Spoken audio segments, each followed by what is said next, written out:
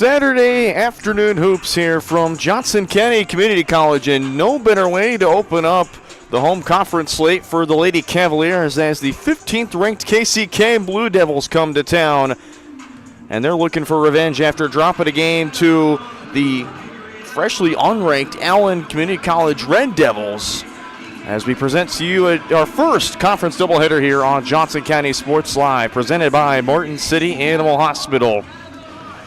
Martin City Animal Hospital is the area's choice for full-service vet care, just east of State Line Road in Martin City. Martin City Animal Hospital is where your cat or dog is treated like family. Call them 816-941-0070. Learn more at mcahvet.net. A very good afternoon, and thanks for joining us here on Johnson County Sports Live. Alongside my partner Dylan Funk, I'm Brendan Bolin. And Dylan, there's one big moment that we're waiting on today, and it could happen pretty early on in the game, maybe even shortly into the game, but Layla Scott, a three-pointer today, will cement her in the record books, the all-time three-point total shooter in Johnson County history. And you think of some of the best three-point shooters that have come through here at Johnson County, especially in the most recent years. Talia Scott, her sister being up there, Sage Gramsis from a couple years ago, and many, many others before. It's been a record that's been solidified here at 189 for it's been 20 years since that record was set, and she tied it with 4 on Wednesday at Highland, and she's one away from breaking it.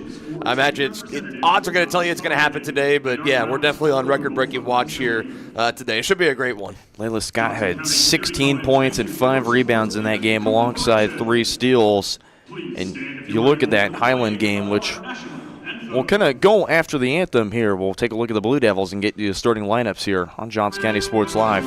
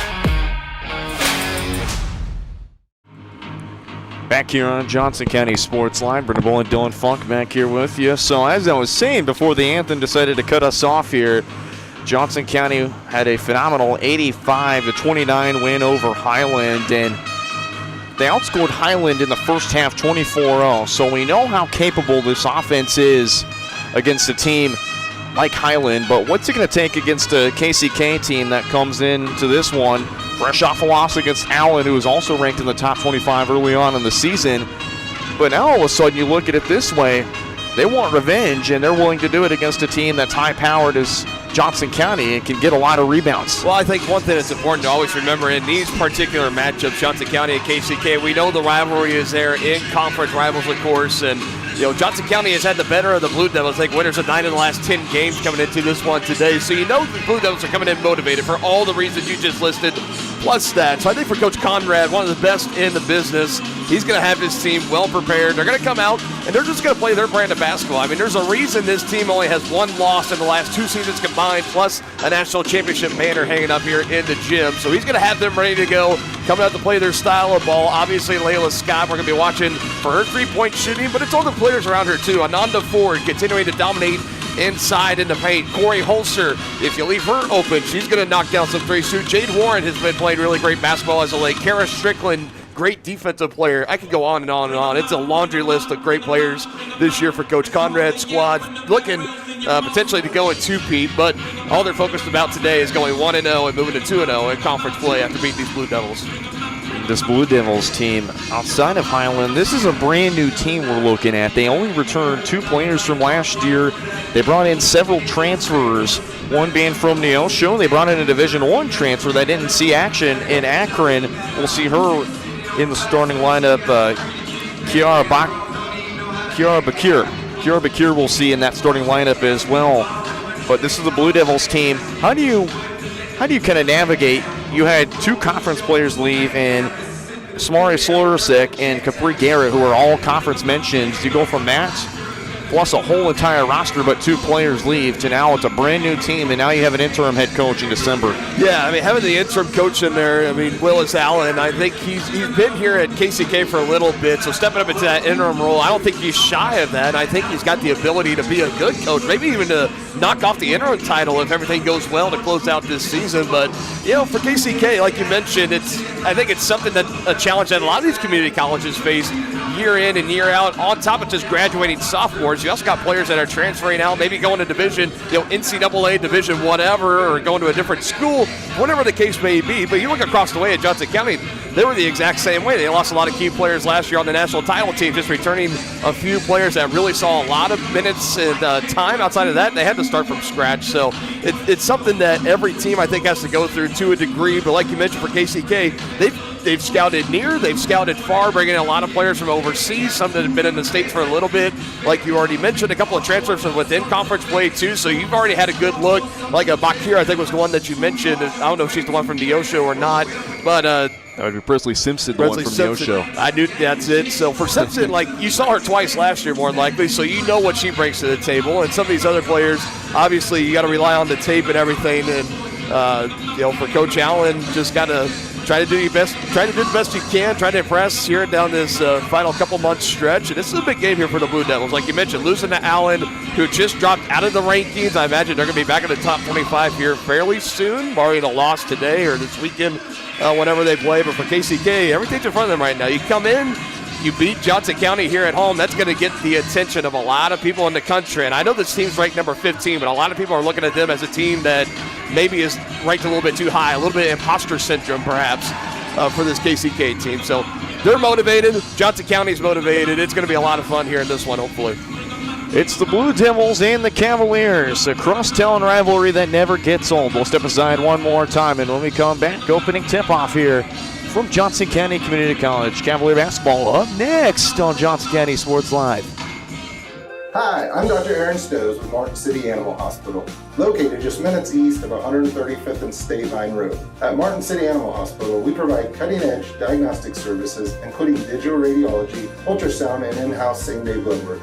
Also, specialty care such as general surgery, cold laser therapy, animal chiropractic, small animal reproductive services, and dental cleaning. With 4 other locations and a team of 15 veterinarians, our commitment to you makes Martin City Animal Hospital the vet you can trust.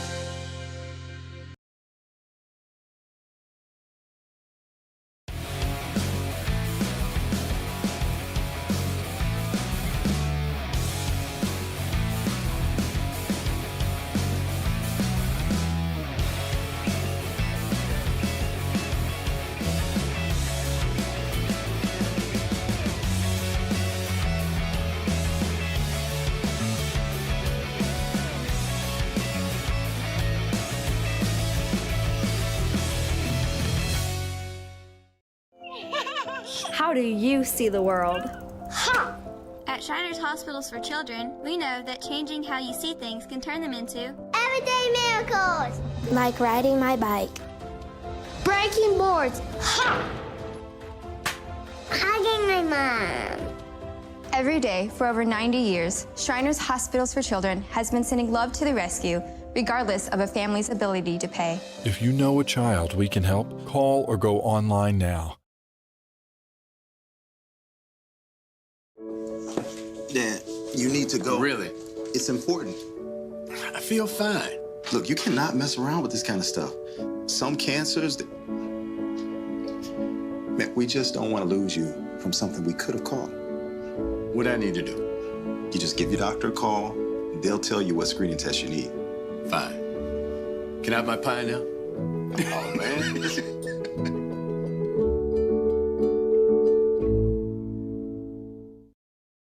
more time before you wake up in the wild. Our natural world needs us now.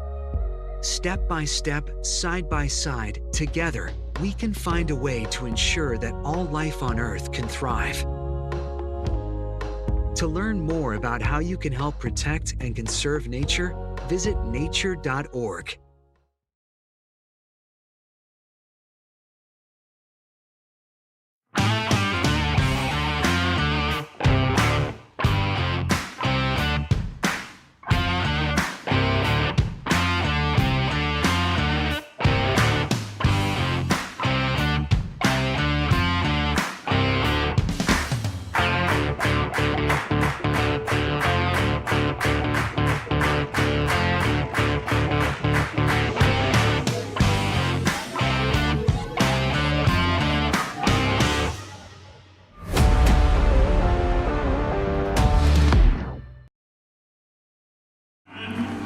Back here on Johnson County Sports Live, we'll bring you the starting lineups. Start with the Blue Devils, a 5'9" freshman from the Netherlands, number 1, Kiara Bakir.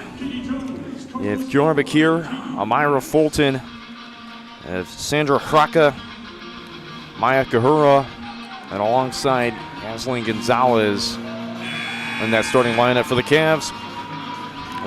Warren, Strickland, Scott, Ellick, and a 9-4. That's the 5 on the floor. Johnson County leads this all-time series 79-26. So Cavaliers, plenty of winning. They're going to go for 8 today. Johnson County wins the tip. Away we go. And again, Layla Scott, 1 3-pointer to break the history books here. You can tell tight defense on her already. Gonna be plenty of eyeballs on number 10. Best three-point shooter in the country. Where's she at all times? Here's a 9-4. You know she wants to drive in, force back out. Warren the drive, spins, trying to throw it up wide open. Ellick on the other low block. That one misses. And the rebound goes to Kylie West. That was nearly a perfect possession there for Johnson County. Ellick, don't see her miss. That was a wide open look. Great ball movement. Just got to be able to finish those. KCK team led by interim coach Willis Allen. 3 seasons here at KCK, but he spent some time as a grad assistant at St. Mary. Solid program in the KCAC conference. West throws it out. Hraka 3, got it. Sandra Hraka, the first one on the board for KCK. Just driving that Johnson County defense in, leaving that open 3 ball. It was a good look for Hraka. Give her credit. She knocked it down. And a foul on the way up is Warren on the drive. She'll shoot 2 at the line. Kiara Bakir is going to be credited with the foul. Something that Johnson County, it seems like every time I watch this women's team, just a handful of games into this season, love to try to drive in, draw the contact as much as they can, get to the free throw line. This is where they like to make their hay, although they miss on the first attempt here. First one no good from Jade Warren, 75% from the free throw line. Started the last 3 games so far as she knocks down the second one.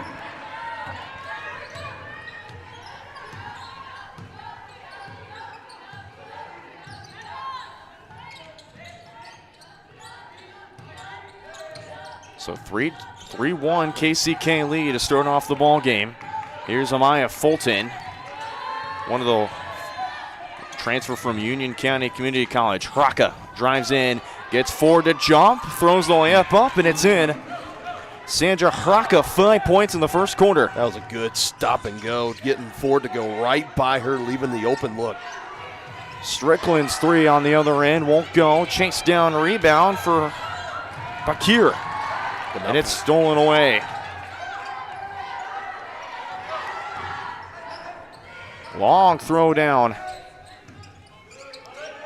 Ford saw open room now for Layla Scott. Scott backs out to the 3-point line, now falls back in. Beautiful job from, that was a great cut from Warren. It's stolen away. Yeah, it just bobbled it there. That should have been an easy 2 for Warren, more than likely. Hraka goes to work down low. That shot just misses. Rebound, Corley Ellick. Good recovery there. Ananda Ford, not to foul underneath, doing everything to cover in the scramble. Open look, Warren. Drives in, throws it up. Layup is good and in. That's the last thing for KCK. You got to have the good communication on who's following who at all times. You get that open lane look for Johnson County. They allow them to drive in all game long. They're going to make you pay for it, and Jade Warren does just that. That shot just misses. Taken up by Jade Warren. Trying to go coast to coast, trying to toss it up. It's stolen away by the Blue Devils. Coach Conrad looking a little extra frustrated after that last transaction. Corner three, rims in and out. It's rebounded by the Blue Devils. Hraka down low. Trying to go for the layup. That one just off the glass as well. Rebounded on to Ford. Ooh, beautiful behind the back. Can Ford go coast to coast? Dumps it down low. Ellick, her layup's good. Wow. I mean, on to Ford showing she can do a little bit of this, a little bit of that. One of the big reasons why Coach Conrad was really big on bringing her into this program. She just showed all the reasons right there, and to finish with a nice assist to Ellick underneath. That was poetry in motion. Three on the way. Gonzalez can't answer back. Ellick the rebound. KCK early here seeing their fair share of three-pointers put up in this first quarter. That's the one thing. If they're going down, it's great, but if not, you start to fall behind against Johnson County, rather. You don't want to get into a three-point shooting contest. Cavaliers moving around. You can see Layla Scott is being face guarded pretty much all the way. Beautiful step through move. The finish by Jade Warren. All right, just splitting a pair of defenders right there. Jade Warren making it look easy. I think that's a good example of why we've seen her get put into the starting lineup for the past few string of games for Coach Conrad. First a player coming off the bench and now a everyday starter. And another turnover here for KCK. After having that early lead, now down 2. Things not going the way of Coach Allen right now. They're going to tag that travel call on Bakir. Layla Barnes checks in for Carly Ellick. Phenomenal start to the quarter for Ellick. Already has 2 points, 2 rebounds. Be inbounded from the sideline. KCK will also go to their bench. It's Meg Revel, the freshman from France. Did play some high school ball in the United States. Played at Spire Academy in Geneva, Ohio. There we go. Our perennial program. Went 7-12 last year, did the Spire Academy women's squad. But again, their men's squad, a really predominant program. 3 on the way with a lot of separation, won't fall. Layla Barnes trying to tie for the rebound. Jump ball call, possession arrow favoring the Blue Devils. I'm surprised that last 3 for Kara Strickland. She just kind of was able to dribble around and pretty much do whatever she wanted there, and then that corner, that's where she loves to shoot that 3 ball. It's almost a surprise for KCK. You might have just dodged a bullet with her missing that open 3. Revel had her dribble poked away by Jade Warren, and this is what really works well for this Cavaliers team is they have the best active hands outside of course, Allen County as well. We're going to see them later on in the season. 2 of the best defensive teams in the conference. So by far and arguably in the country too. Mia Adams checks in for Scott. Corner 3, Hraka. That one just off the mark. Last tipped out of bounds by Revel, but they're going to say it's going to stay with the Blue Devils after we come back from break. Johnson County started off slow, but they've pulled back to a 2-point lead. 5-7-5. Cavs lead. Less than 5 minutes to go in quarter number 1.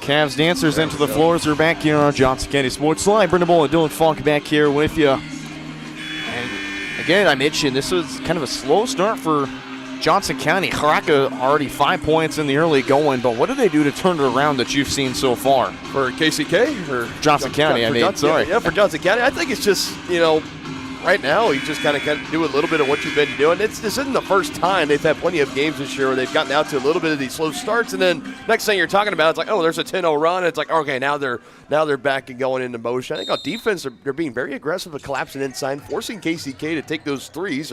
They've been having good looks, just they've only been able to knock down one so far. You see the over-aggressive defense there. Warren almost coming away with the steal. Three just off from Revel. Almost got her own rebound, but they'll say last touched off of Jade Warren. So it's going to stay with KCK. Layla Scott checks back in, and Coach Conrad will get one more. In the meantime, they'll go to Micaiah Johnson, the freshman from Broken Arrow, Oklahoma. And on the offensive end, John Scott, I think it just keeps it important. Just keep moving that basketball around. You can tell Layla Scott's getting a lot of attention. I think you try to use that to your advantage right now with the extra eyeballs and the attention that she's getting. Keep moving that ball around, finding the open looks down low. We saw Nana Ford do that to Carly Ellick and a couple of other plays too. You keep that up for Johnson County. Eventually, you're going to start getting that cushion between you and the Blue Devils. KCK also got one. It's Ellen Bjarne de Tier, the freshman from Iceland. She played in an Icelandic Subway League. But of course, was brought in by the former head coach in Martina Mihailovic, who unfortunately would leave the program back in December. Willis Allen would step in and has taken over since the 5th of December. Yeah. And, for KCK, you're lucky, having somebody like Willis Allen. You mentioned very familiar not only with KCK, but with the area, too. You mentioned with the Spires, and then they're been an assistant for many years at KCK, now stepping up into that interim role. And, Luzin Mijalovic, one of the better coaches in the KJCCC at the women's basketball Division II for sure. And, KCK right now looking like everything's going to be in good hands for them. Adams, fadeaway jumper inside. That won't fall. Tipped around. Layla Scott trying to keep it alive. It's going to be off of Yaslin Gonzalez. That's just that veteran court presence there of Layla Scott. First of all, getting in there, jarring that rebound loose, giving Johnson County a chance, not stepping out of bounds, and then having the wherewithal to knock it, the ricochet off of the closest Blue Devil player. That's the only thing you can gain with the experience of playing. You can't necessarily teach that. Adams almost forced him in a jump ball situation, and she does. Yep. Amaya Fulton reached in and was able to get a hold of the basketball to force that jump ball call there. I was curious with how fast that whistle came in. Were they going to call the foul or were they going to call the jump ball? And went the way of the jump ball, and another empty possession forced here by this KCK defense. So they've been up to par so far on the defensive end for the Blue Devils. Got to love what you're seeing. Gonzalez through contact, got the buckets. That's tough. For Johnson County, you can't ask much more there. You had a couple of defenders there. Just good finish by Gonzalez. Scott drives in, blocked. Kylie West denies her. Barnes fighting for it. Jump ball will be called. It's going to stay with Johnson County. That was all ball there by Kylie West. That was just phenomenal stuff. And continuing to hold Layla Scott scoreless here. They got under 3.5 now to go in this opening quarter. McKenna Jennings, the freshman from O'Fallon, Missouri, checks in. And the beautiful cut and finish from Micaiah Johnson. I don't know what it is for Coach Conrad. He just has that knack, and all great Hall of Fame coaches just have the great inbound plays. I feel like for men, sometimes you'll see the lob. Bill Self, I always think of for that, but Coach, the way he could just scheme players open for those easy 2-point baskets, he's one of the best at doing it. Here's Amaya Fulton, transferred again from Union County Community College, third in the KJCCC with assists this year, and that's why Hraka's three just off, and an offensive foul on the Blue Devils. They're going to give it to Kylie West. That's her first. The second team foul. You see on that sideline right there, Coach Ben Conrad in year 18 with the Cavaliers. Two-time national champion head coach. The fact that he's still here at Johnson, it's a blessing he's here, don't get me wrong. For the record, they're just off. Bjarne Dotier with the rebound, and almost for a split second didn't see. Scott was going for it. I cut my son off mid-sentence. I saw that 3-ball put up. It's like, I don't want to step on the toes of history there, but man, that was halfway down and spat back out at the last second. And they're going to get a travel to Gonzalez. Just walked with it there, and Coach Allen will go to the bench. Gonzalez out, and is Kiora Bakir. Freshman from the Netherlands, transferred out of Akron University. Didn't see any time, Played ball at Orange Lions Academy. 6 points, 2 rebounds a game her senior year, although averaged 8 a game back her junior year. Scott dances around with the defense. Adams, the runner, throws it up inside. Got it. Easy, selfless play there for Layla Scott. Passed up the 3 ball, was moving around, passing it off, and then setting the screen right away. That is nicely done there. And first points of the day for Mia Adams, another player that's been playing really nice basketball as of late. West tried to go for the up and under move. Just would not fall. Rebound goes to McKenna Jennings. Strickland drives in, uses the glass to get the layup. If you don't give Kara Strickland any resistance, as soon as she crosses the timeline, she's just going to keep going downhill and keeping all that momentum with her. And she does just that, able to kiss it off the glass. All of a sudden, here goes Johnson County on a run. Fulton's triple try, just off the mark. Scott with the rebound, one-on-one in transition. Thought about the record, goes in anyways, just off the mark. Rebound for Micaiah Johnson, but I'll call jump, and it's going to go back to the Blue Devils. Double change for KCK. Alana Webb and Micah Kahura checks in as well. And then for Johnson County, a quick change.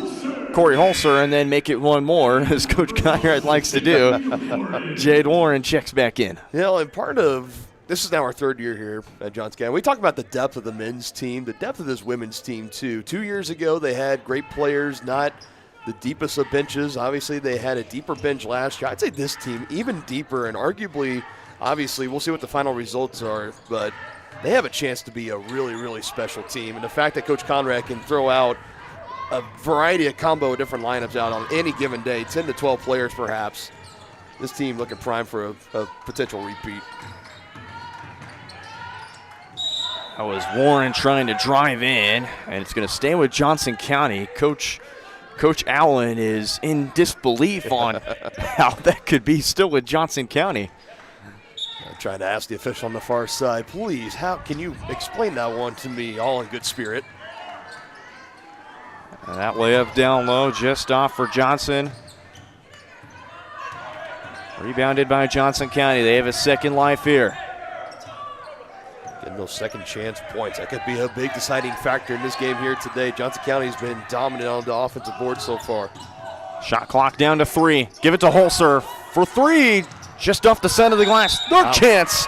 Micaiah Johnson's fouled underneath. 2 free throws coming up for Micaiah Johnson. And I think for Coach Allen of KCK, he's trying to argue, did that even hit the rim perhaps? That would have been a shot clock violation if it didn't. I believe it got just enough. I don't know if the replay got it or not, but just enough of the heel as it came down. So avoid the shot clock violation there. Free throws would look like close out the final possession of this quarter for the Cavaliers. First free throw just missed for Johnson. She missed the first 4 games of the season to start off, but so far has still continued to play in every single game up to this point. 56% from the line this season. And she's got the second one to fall. 8 seconds. It's with Fulton. Gets the screen. Fulton to Haraka. The 3. Just off the side of the glass. As the buzzer sounds, we're through 1. Johnson County 14, Blue Devils 7. It's been a great first quarter. We'll see what the second one has in store for us here when we come back on Johnson County Sports Live, presented by Martin City Vet. Hi, I'm Dr. Aaron Stows with Martin City Animal Hospital, located just minutes east of 135th and State Vine Road. At Martin City Animal Hospital, we provide cutting-edge diagnostic services, including digital radiology, ultrasound, and in-house same-day blood work. Also, specialty care such as general surgery, cold laser therapy, animal chiropractic, small animal reproductive services, and dental cleaning. With 4 other locations and a team of 15 veterinarians, our commitment to you makes Martin City Animal Hospital the vet you can trust. For more than 20 years, Gherkin Rental has been the place to go to get the job done in eastern Kansas and western Missouri. With a huge selection of quality equipment, from roll-offs to trailers, telehandlers to generators, power washers to popcorn makers. Experienced equipment professionals and clean, well-maintained tools to help you get the job done right. the first time. Gherkin Rental. Stop by any of their 13 locations across the KC Metro or call 855-GHERKINS. That's 855-437-5367.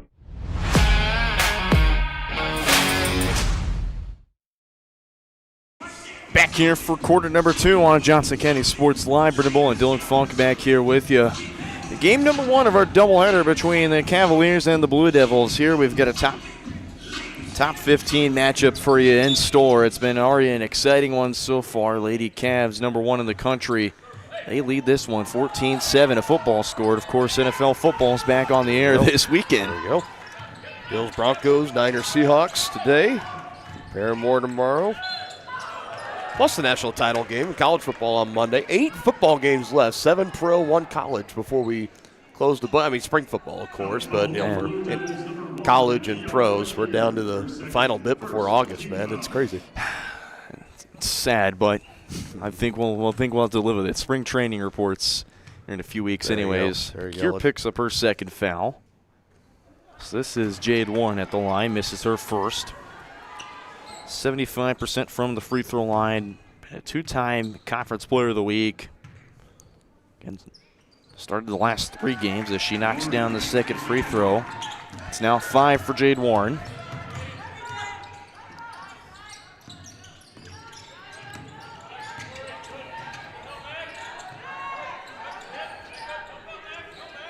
Fulton, who's been a solid presence out here. She'll try from 3 to open things for KCK. That just won't go. Rebound, Kara Strickland. I can tell you, unless things drastically change in this second, that 3-point shooting percentage for KCK is plummeting right now. Beautiful find for McKenna Jennings with the basket. That's a beautiful assist right there. Exactly the last thing you want if you're KCK. You knew coming into this game that if this was the way it was going to go, Johnson County getting out in transition, those easy in-the-paint points, and you had to rely on the 3-ball as they turn it over here again. This is the exact opposite recipe that KCK wanted, who, mind you, they knocked down the first 3. They were leading for a little bit. Now all of a sudden they're down 10. That just seems to be the way for the opposition, at least. When you're playing Johnson County, this women's team, I think this is just kind of how the normal script goes for games, I feel. Coach Conrad relaying the orders. Johnson County 10-point lead, their largest today. It's Warren in the corner. Thought about driving in. It's for Strickland to Ananda Ford. You know Shu wants to drive, does just that and gets the bucket. She has been such a big get for Coach Conrad, bringing her into this program, into this team, and doing what she does best there, getting that full head of steam, driving around, able to finish at the rim. Call a foul on the floor. It's going to be on Jade Warren. 3 subs for Coach Conrad. In case for those that might just now be joining us, still no record-breaking 3 yet for Layla Scott. I don't even know if she's got a point yet in this one. So, yeah, still waiting on that potential record-breaking shot for Layla in this one. Scott Adams and Jocelyn Moore, the freshman from Roland Park, Kansas, the 3 in for Coach Conrad's side. Beautiful dish. Raka, the layup. It's good. And for KCK, you're saying more of that, please rinse and repeat. That was a nice finish inside. Deep 3. Got it. Mia Adams, you know she's got range. Yeah, the 5'9" freshman, I mean, looking like a seasoned sophomore out there. Just no hesitation on that 3. As soon as she caught it, she knew what she was going to do, and she knocks down the open look. KCK still desperately trying to look for an answer here. They only got 2 from Raka on the last offensive possession. And there's a drive and a foul. They're going to attack this one on Layla Scott as she fouls the other number 10, Yaslin Gonzalez. She'll go to the line for 2 shots. And Coach Conrad, he could see him over there on the bench, continuing to talk to his sophomore leader, Layla Scott, just not really liking that last foul call, saying you got to move your feet. What are we doing here? Exactly. That's one of the things I love, though, about Coach Conrad, right? Like, he's very animated. He's very passionate, of course, and always talking to his players, whether on the bench or on the floor, always having that constant communication. I think there's a reason why he's one of the greatest in the business. Going to be dished around. You can see Gonzalez just continuing to face guard Layla Scott. Euro steps her in, no good. The putback. And the bucket. McKenna Jennings. Oh, my goodness. So again, for Gonzalez, you had the great defense on Layla Scott, kind of forced her to put up an erratic shot off the backboard, but nobody put a body on big number 23, McKenna Jennings, down low, the 6-foot forward freshman out of O'Fallon, Missouri. And yeah, now you pay the price. That's a three-point play. As the Cavs just continue to build on this lead, now up to 15, the largest of the game. 5 in the early half for McKenna Jennings so far, and she's got 4 rebounds early on in that first half. Incredible start for Jennings so far. No better time to have a career day potentially than the conference home opener against your in-conference rivals. Gonzalez trying to go for the nifty layup. Rebound, McKenna Jennings. That's now 5. Right on cue. Let's just add another rebound to it. I love it. Scott spins to the corner now. Jocelyn Moore. She'll look to drive in as well. There were 2 or 3 black jerseys following Layla Scott there on that drive in. Ananda Ford. Look at the moves on Ananda Ford. Oh, my goodness. She is just so fun to watch, and the way that she makes everything that she does look so effortless and easy, even though I can assure you folks that is not easy what she's doing out there. Deep 3, Bakir. That one just hit the net and nothing else there. Yeah, that's all net, but in the wrong ways, unfortunately. And, you know, for KCK, you took those 3 balls early. When you had Johnson County on the ropes, you weren't able to knock those down. We saw it in the game last Saturday, the men's game against Iowa Central, where the Tritons, they were just red hot from 3, right?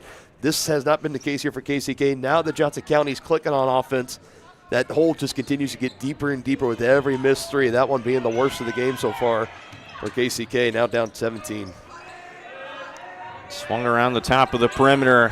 Scott thought about it, drives in, throws it up, and the floater's good for Layla Scott's first 2 points on the evening. So you got the monkey off your back, right? You're on the scoreboard now. You got your first bucket. Maybe that can relax things a little bit for her. Maybe she can knock down that record-breaking 3 a little later. Maya Fulton dancing around Adams, shoots it, got it. Your Conrad just saying, go, go, want to go up the floor, all gas, no brakes.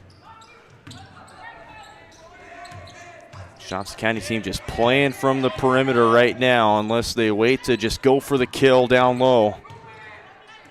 Scott, for the record, just off the mark. And you can tell in this gym, everybody holding their breath, every 3 ball that's put up by her for the entirety of this game, of course, until the first one goes down. That one, it looked lined up. It looked like it was going to go down and good, but just a little bit off. Inbound play for Strickland. Finds Mia Adams. Dances around. Wow. Beautiful buckets.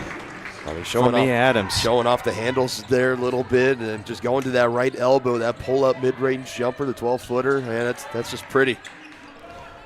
There's a shot on the way from Hraka, no good. These 3 balls going up, very early in these possessions. Very little ball movement, effort to try to get an open look. 4 shots here for KCK. Scott trying to drive in. That one swiped away. That's Alana Webb. Alana Webb, the freshman from Wichita, Kansas. Wichita Southeast product, been a solid perennial program in the Wichita area. There's just not a whole lot trying to happen there. Very little movement. Tried to force a pass down the baseline drive. Turnover. Ananda Ford for 3. Just off the back of the iron. Rebounded by Kylie West, among the conference's best in rebounding. Leads that stat category. Layla Barnes also among the names in that list as well. Revel. Deep throw to Hraka. You know she has range too. Bakir. Step back. 3. Just off the iron. Rebound. West throws it up over Ellick. That one won't fall either. Across the timeline is Scott. Scott, this time for the record, just off the mark. Rebound, Bakir, and a foul in transition. I truly think she was a little giddy on that one. That's one of the better looks she's had all day. As soon as she got it from Strickland, she says, here we go. A little bit too mustard on it, however. But, again, like I told you, Brendan, you blink, all of a sudden Johnson County goes on a run. Look at that scoreboard, almost a 20-point lead. It's a big lead for Johnson County as we head to our second media timeout. Back in just 30 seconds here on Johnson County Sports Live.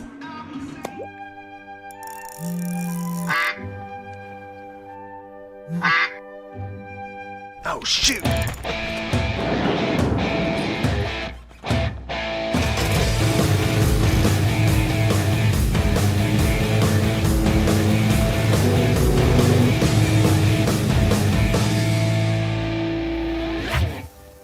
See the full lineup at hersinc.net. Call 913-247-3530 or just stop on by.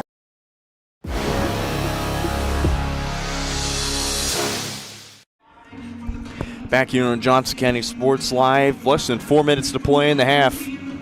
Brendan Bull and Dylan Funk back here with you. And again, for those of you tuning in, waiting to see history made happen, not just yet. Layla Scott so far 0 of 3 from three-point range. But you did mention she got the big weight off her shoulders and getting in the scoring column, but now it's a matter of can she continue to score without having to worry about that record in the back of her mind. She just needs one, and one is all it will take. Yeah, and, if it doesn't come today, obviously that's not the biggest deal in the world. She still has plenty of games to play, about 2 months worth, obviously, but, she wants to get it today, get it here at home, the home conference opener against KCK, and again, just seeing that first bucket go down, I think that will help relax things a little bit. It's been a quiet first half for her, don't get me wrong, but things can turn around in an instant.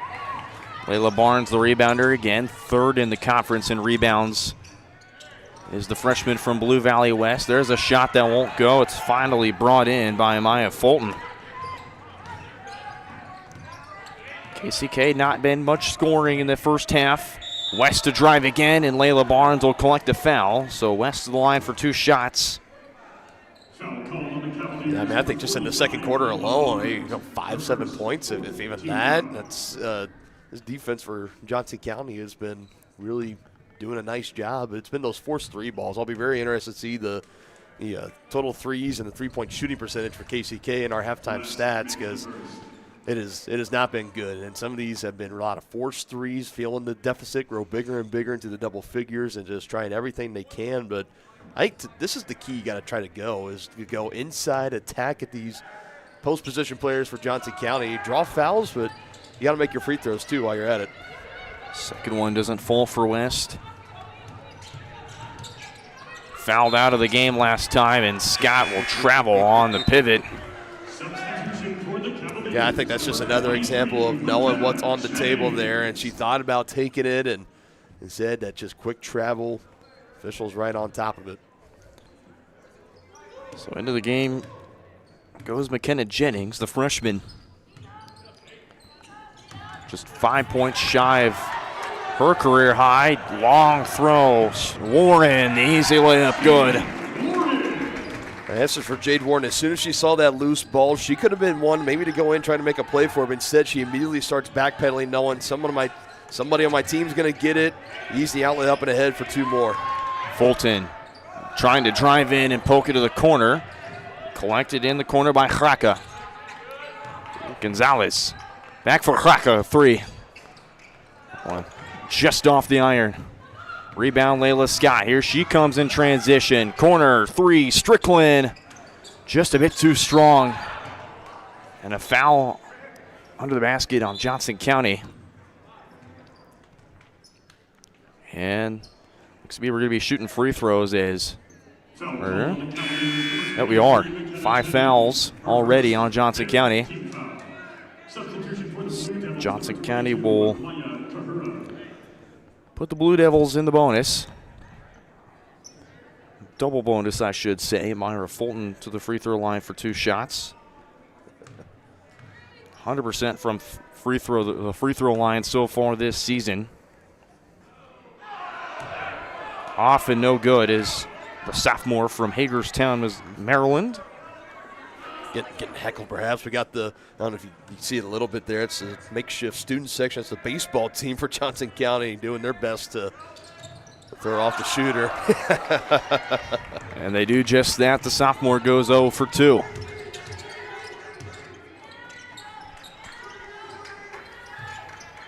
Johnson County just throwing around the perimeter. 2-3 zone ran by the Blue Devils. Best way to beat a zone, get inside, try to penetrate it. That's what this good ball movement's trying to do here. Scott drives in, but she's going to travel. And another turnover committed by Johnson County.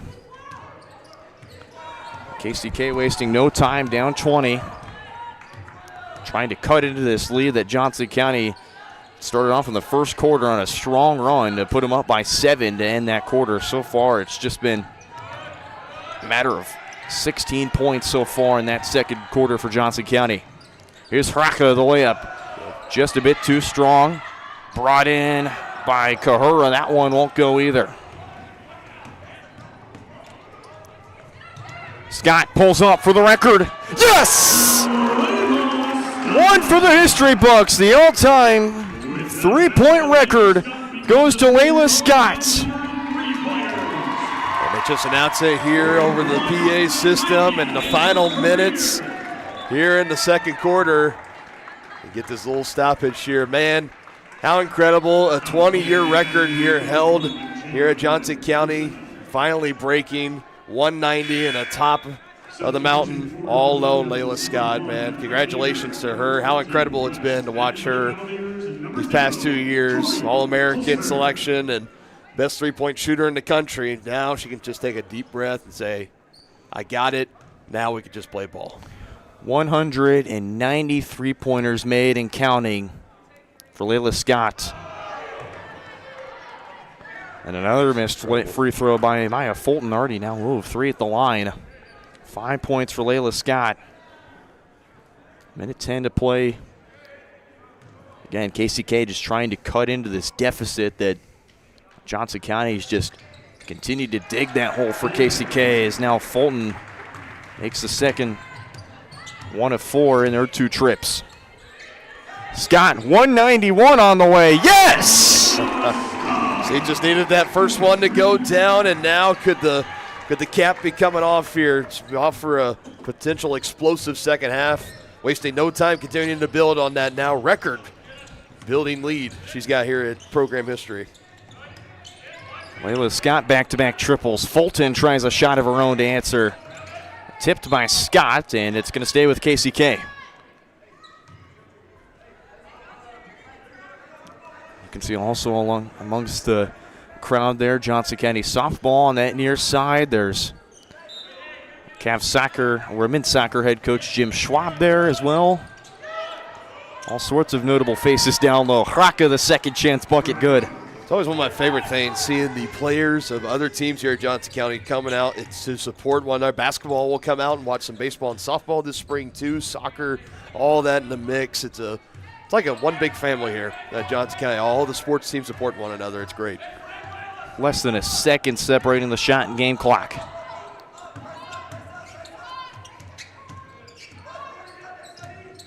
Strickland. Which goes again. To Scott in the corner. We'll say she stepped out.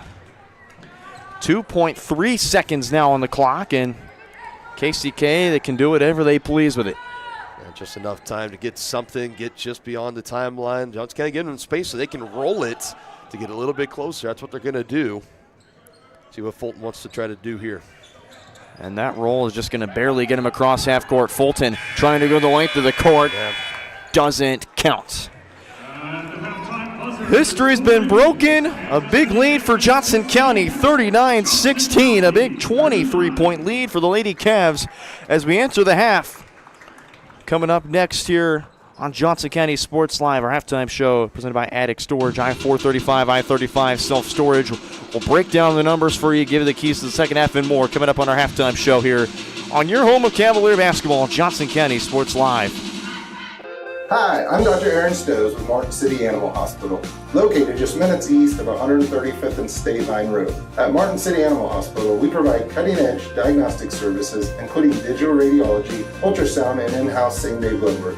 Also, specialty care such as general surgery, cold laser therapy, animal chiropractic, small animal reproductive services, and dental cleaning. With 4 other locations and a team of 15 veterinarians, our commitment to you makes Martin City Animal Hospital the vet you can trust.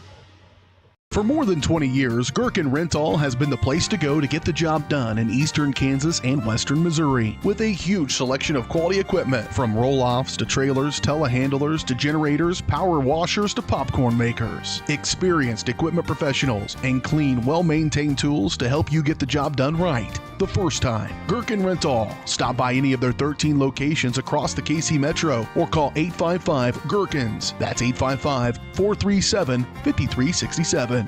Hey, you ready to go to my mom's? Well, I can't go today. I have to mow. It's probably going to take all day. Well, that's too bad. Don't work too hard.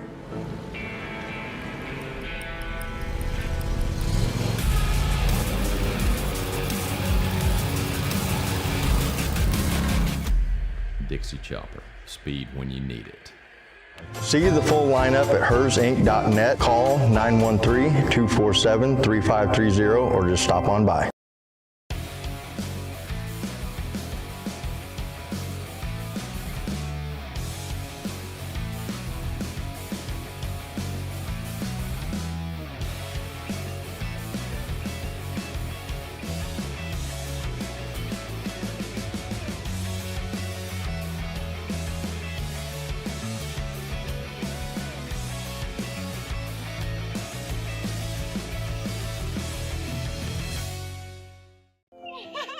How do you see the world? At Shriners Hospitals for Children, we know that changing how you see things can turn them into everyday miracles. Like riding my bike. Breaking boards. Hugging my mom. Every day for over 90 years, Shriners Hospitals for Children has been sending love to the rescue, regardless of a family's ability to pay. If you know a child we can help, call or go online now.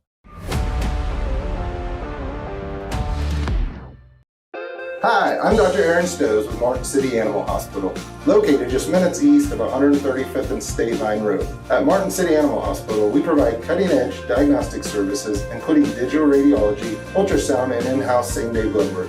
Also, specialty care such as general surgery, cold laser therapy, animal chiropractic, small animal reproductive services, and dental cleaning. With 4 other locations and a team of 15 veterinarians, our commitment to you makes Martin City Animal Hospital the vet you can trust.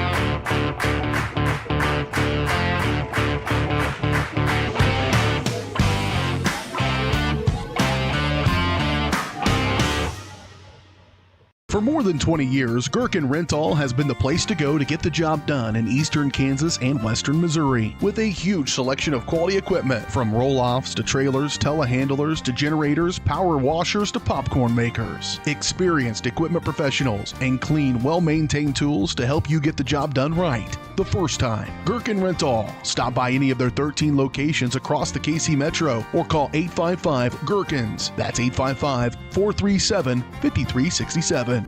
Hey, you ready to go to my mom's? Well, I can't go today. I have to mow. It's probably going to take all day. Well, that's too bad. Don't work too hard.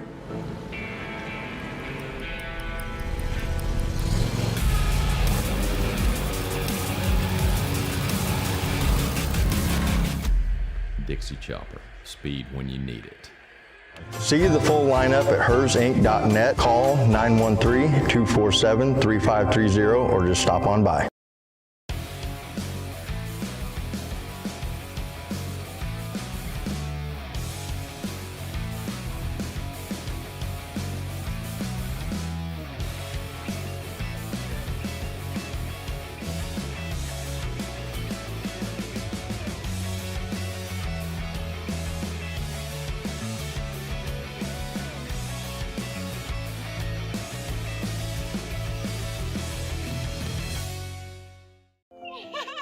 How do you see the world? At Shriners Hospitals for Children, we know that changing how you see things can turn them into everyday miracles. Like riding my bike. Breaking boards. Hugging my mom. Every day for over 90 years, Shriners Hospitals for Children has been sending love to the rescue, regardless of a family's ability to pay. If you know a child we can help, call or go online now.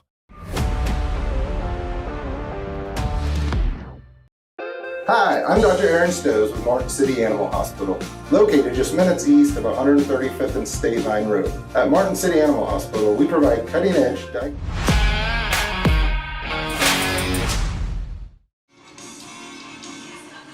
Back here on Johnson County Sports Live, time for our halftime show presented by Attic Storage, I-435, Attic Storage at I-435, I-35. Attic offers climate-controlled units, RV, and vehicle storage, plus clean, move-in, ready spaces. As a veteran-owned, community-focused business, Attic features monitored 24/7 with friendly on-site managers. Rent, reserve, and pay online anytime at attic-storage.com. Brenda Bull and Dylan Falk back here with you on our halftime show to break down the numbers.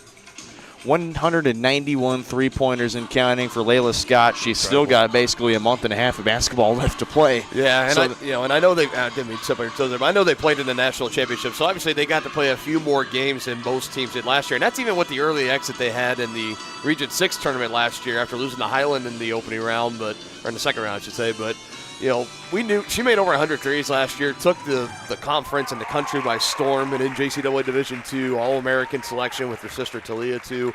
And, just seeing her continue to be the best, probably going to go down as the best three-point shooter in the foreseeable future here at Johnson County Community College, that's saying something for a program that's got such rich history here as well. So, again, congratulations to Layla, and looking forward to her just continuing to add on as the season goes along. She brings it into her sophomore year. And along with making that three-pointer in the second quarter, the second quarter is by far the best for Johnson County. They scored 25 in that quarter and shot their best percentages of the quarter as well. Also retrospective to KCK too, they shot their best from the field and from free throw percentage in the second quarter as well. So the second quarter is good for both teams, but we'll break down those numbers here. Johnson County will start off with their numbers, leading the way in scoring to tie between Jade Warren and Layla Scott, 8 points apiece. Mia Adams with 7 off the bench, 5 from McKenna Jennings, 4 from Ananda Ford, 3 from Micaiah Johnson, and then a pair from Kara Strickland, Carly Ellick as well. So Johnson County leads the way in bench points, 15-0, so not much production off the bench for KCK. Johnson County 53% from the field, 30 from three-point range, and 57 from the free throw line. And then, of course, when you look at the numbers from the field in that second quarter, Johnson County 63%, 43% from three, 67% from the free throw line. Incredible numbers. Again, 25 in that second quarter from Johnson County. Yeah, and again, just another example of this team that came out in the first quarter, like we mentioned a couple of times, off to a slower start, not quite living up, or at least playing like the number one team in the country. That was only for about 4 or 5 minutes or so, and then they turned it around. They took the lead by 7 at the end of the first, and then all of a sudden 25-9 run in the second quarter alone later. And here we are at a 23-point lead at halftime. So it's been incredible stuff for Johnson County on defense, and just the point scorers too. 8 different players with a bucket, at least 1 field goal in this game compared to just 5 for KCK. No bench points like you mentioned. But like I said, the three-point shooting for KCK, they really put themselves in a hole very early on. That was something. They knocked down the very first one. They kind of fell in love, I think, with the 3-ball early. And they end up finishing 1 of 14 at 7% from downtown in the first half. That is just not good enough. How about that for a buzzer beater on the prize giveaway? Nice stuff there to halftime entertainment. But back to the stat sheet. So I give a lot of kudos to Johnson County, out-rebounding the Blue Devils by 11, 26-15 as well. You look at some of the other numbers, the points in the paint, 18-8. Johnson County out-racing the Blue Devils by 10 there, 9-2. Points off turnovers in favor of Johnson County as well. Second chance points, 8-2 in favor of Johnson County. They're doing just about everything right, really. If you want to be a little bit nitpicky, you can talk about the free throw shooting, which as a team, a little under average compared to last year, 76% shooting as a team, and they finished 57% from the line in that first half. But, if that's the point you're getting to, talking about some missed free throws in a game that you lead by 23 at halftime, things are going pretty well for you, I think. Absolutely, yeah. And then we take a look at KCK. Sandra Kracker leads the way with 9 points, 3 points from Amaya Fulton and Yaslin Gonzalez, and just 1 from Kylie West. And again, No production off the bench at all, but Sandra Kraka for KCK has been a phenomenal piece for KCK that's really just done about everything. She can shoot, she can drive in. Just a phenomenal three-level scorer in Kraka so far. Yeah, and really outside of her, there's been nobody else really. She's got 9 of the 16, nearly half the points, a little over half the points, in fact, of that first half for KCK. So she showed up to play. She's still waiting to get that help from the rest of her teammates, and you're still looking for the force points for Baker. You got Fulton with 3, Gonzalez with 3, and 1. Just 1 point to speak of for Kylie West. I'm sorry, I'm getting sidetracked with the entertainment here at halftime. For KCK, I think there's a lot of things. Basically, everything you did in that first half, you got to try to flip it into the second half. And I think on offense, just for any keys for the Blue Devils and some fans that are listening along with us, which thank you for joining, by the way, I think it's got to start with ball movement on the offensive end. You got to find a way to crack this defense that Johnson County has. Whoa! How about that? Half-court I believe that's shot. Kenzie Yoder, actually, and that's unfair because she played basketball in high school. Great player out there at Eudora High School. Shout out to Eudora High and home of the Cardinals. But oh my goodness, this has just been a crazy halftime show, right? This is awesome. This is incredible. But for KCK, you got to find a way to move the ball around a little bit better in the second half. For Johnson County, I think everyone was so focused on 190 in that first half. All the attention on Layla Scott. Now she's got that off her back. She's at 191 now. She's hit 3 or 2 rather. And I think you just keep doing what you do and continue to distribute that ball around. You got 8 different players with the bucket. That's good. The assists are flowing too. You got 7 compared to just 2 for KCK. Just keep playing your brand of basketball. You're the number 1 team in the country for a reason. 96 straight home regular season wins as well. Looking to be 97. They're well on their way. The next 20 minutes in the second half will tell. Like you mentioned, 20 to go. Cavaliers lead it at the half, 39-16. We'll step aside for just a brief second. When we come back, we'll give you some scores from around the conference here on Johnson County Sports Live.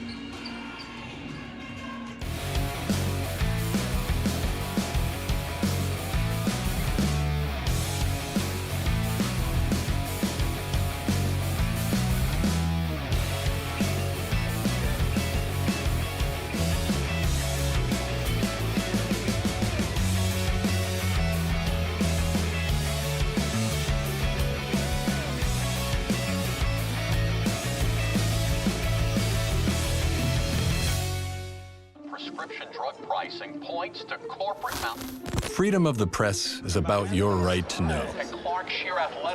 It's about your right to be informed. Today, there are real threats to press freedom and your right to know about the world around us. We must protect our right to know, no matter what kind of news is important to you. Before it's too late, understand the threats. ProtectPressFreedom.org.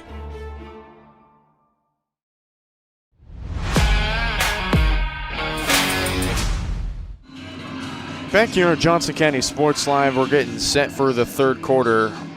We'll take a look at some scores from around the conference. Specifically, we'll go to the Division II. Of course, we got our game 36-13 or 39-16 here at the half.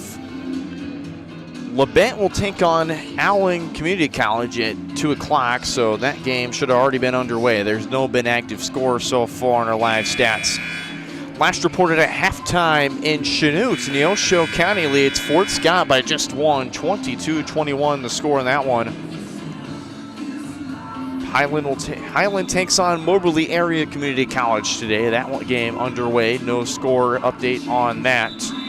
And that's kind of really what's been going around Division II. So a lot of interesting scores so far, but again, there's a couple that's not been reported. We'll get those if we can on our postgame show. I'm very intrigued. Looking outside of Johnson County in this conference, of course, everybody wants to know Johnson County. They've won 5 straight, looking to be 6 straight regular season titles, and it's going to be who's the team that has the best chance to knock them off. I think a lot of people put Allen in that spot. Obviously, this KCK team being the highest ranked outside of Johnson County in the conference, and we're seeing how this is going. A 23-point deficit at halftime for them. I continue to keep an eye on the Red Devils. If they can get hot, and they'll see the Johnson County Cavs here a couple times over the next month and a half or so. We'll see how that goes. But And a hard collision on the floor as Scott collects her first rebound on the evening. It's just some friendly fire there. Everyone trying to close in on that loose ball, and Kylie West paying the biggest price for it, getting up a little shaken up, shaking that right hand. Might have got that caught up, but appears to be okay, so no harm, no foul. Kylie West, who averages about 10 rebounds a game, has already 5, half of that. Missed shot there, and West collects rebound number 6 on the evening. Just trails, are just now tied, McKenna Jennings for the rebounding lead, and Kiara Bakir, her first 2 points on the evening. Yeah, now all 5 starters for KCK with at least a bucket. Carly Ellick, hello. Didn't expect that one. Ellick, who normally does not take a three-pointer at all normally. There's 5 points for her. How about that? The redshirt sophomore showing off her versatility, but Fulton able to answer at the other end, and that's what you need here if you're KCK. Johnson County is going to keep scoring. You got to find a way to keep pace.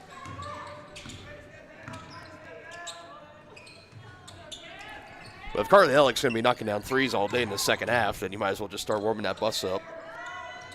And consistently, though, speaking of consistency, Kara Strickland. Now that you're more familiar with seeing. Kara Strickland far better known for her three-point shooting than Carly Ellick, but about that for the Cavs. Already 2 from beyond the arc knocked down in this third quarter. So first Ellick the surprise, and then Strickland, no stranger to the three-point ball, shooting about 40% from 3. West trying to go down low. Disciplined defense on that stand for Johnson County. Rebounded on to Ford. Here she goes, trying to drive in, fouled on the way up. It's either going to be that's on Raka or Yaslin Gonzalez. We'll see who they tack it on. I look at a player like her, Ananda Ford, and you know what she really reminds me of, going back a year ago. You remember Jemiah McPherson that had to stop here at Johnson County. She was a phenomenal player and was kind of like what Ford is. She can do just about everything. Was a tremendous defensive player, and on the offense, she was really good and very aggressive at driving in, taking the contact, those contested shots. She was able to knock it out. Just an all-around great basketball player, and that is what I see a lot of in Ananda Ford here. And hopefully she's back with Johnson County next year. If not, she's going to be a great ball player somewhere. She's been a lot of fun to watch this year. 2 for 2 trip for Ananda Ford, 6 on the ball game for the freshman out of Kansas City, Missouri. West, open look 2, got it. Kylie West, only 3 points for her, but again, putting on a rebounding clinic in this ball game. Back and forth so far in the scoring numbers. Cavs still lead by 25. Now to Ford. She'll look to drive with her right. Throws it up, and she's fouled on the way up. They're going to tack that on West. That's going to be her third personal. That's got to be a little deflating for KCK, wouldn't you imagine? Coming out in this third quarter, much better shooting, at least so far in the first few minutes, but Johnson County's been just as hot on the other end. So you feel like you're starting to get some momentum going, trying to chip away at this lead, but really you're really not making up any kind of ground as long as Johnson County continues to answer on the other end. Kahura checks in for the Blue Devils. 2 more free throws for Ananda Ford. Perfect 3 of 3 now for Ananda Ford, shooting 74% from the free throw line this season. Right there, right up, keeping pace with that team average. As a conference player of the week, you go back to kind of that stretch where, I believe against Parkland College, she had a phenomenal game. Yeah, had a great game there. I think the one before, too, against St. Mary's. St. Mary's, yeah, she had about 30 points in that one. I was on the call with Aaron for that one. Yeah, I think 30-plus points, 20-plus rebounds she had in that double-double. I think that's where she got the player of the week honors. That was just one of the best games I had seen ever. Splashdown for Kahura, the freshman from New Zealand, who only is 33% from three-point range, only made 1. Beautiful dish from Scott to Ellick. And Coach Conrad, he's giving a nice round of applause to his team going back on the defensive end, and they deserve it. Another just great find, open underneath Ellick. Easy finish for 2. The Cavaliers have cracked 50 once again. It's now 7 for Carly Ellick. That one just off. Ellick gets the rebound. 3 rebounds for Carly Ellick, and I actually ran into her grandparents one time. Scott, meanwhile, for 3. Yes! Layla Scott up to 192 and counting. Like I said, hold on to that grandparent story. Let me get splashed down for the third time in this ball game. We're all fresh off setting the new program record now at 192. Just continues to build on it. And those last two, after breaking the record, have been pure swishes. So you can tell the pressure's off. Ooh, going to work. Jade Warren collects the foul on the shot. Foul's going to be on Maya Fulton. That's her first. Yep, it's Jade Warren, the freshman from Milwaukee, Wisconsin. Been a two-time KJCCC Division II Player of the Week. And normally has come off the bench a lot, but has now recently started the last few games, kind of traded off with Mia Adams almost, which those two are kind of interchangeable almost, depending on what your strategy is. That's a good problem to have if you're Coach Conrad, right? You can say, oh, man, I don't know who to start. Do I start Mia Adams? Do I start somebody else? You know, it's a good problem to have with Jade Warren and Mia Adams and a couple other players you could throw in there, too. About any of these players coming off the bench, the first 3 or 4 easily could be starters at most of these other places within the conference, I could argue. So that luxury of depth. Hraka for 3, got it. And she just continues to have a great day here for KCK. Now puts her in double figures on the afternoon. Up to 12 points now for Sandra Hraka. Warren again down to work, no good. Hraka wipes away the rebound.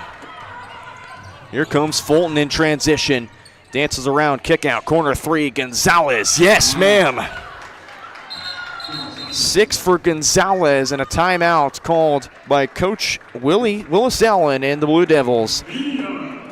Or actually, it's a media timeout, if that. So the Blue Devils getting on, and so are the Cavaliers. 56-31, 5.5 minutes to play here in quarter number 3. How do you see the world? At Shriners Hospitals for Children, we know that changing how you see things can turn them into everyday miracles. Like riding my bike. Breaking boards. Hugging my mom. Every day for over 90 years, Shriners Hospitals for Children has been sending love to the rescue, regardless of a family's ability to pay. If you know a child we can help, call or go online now.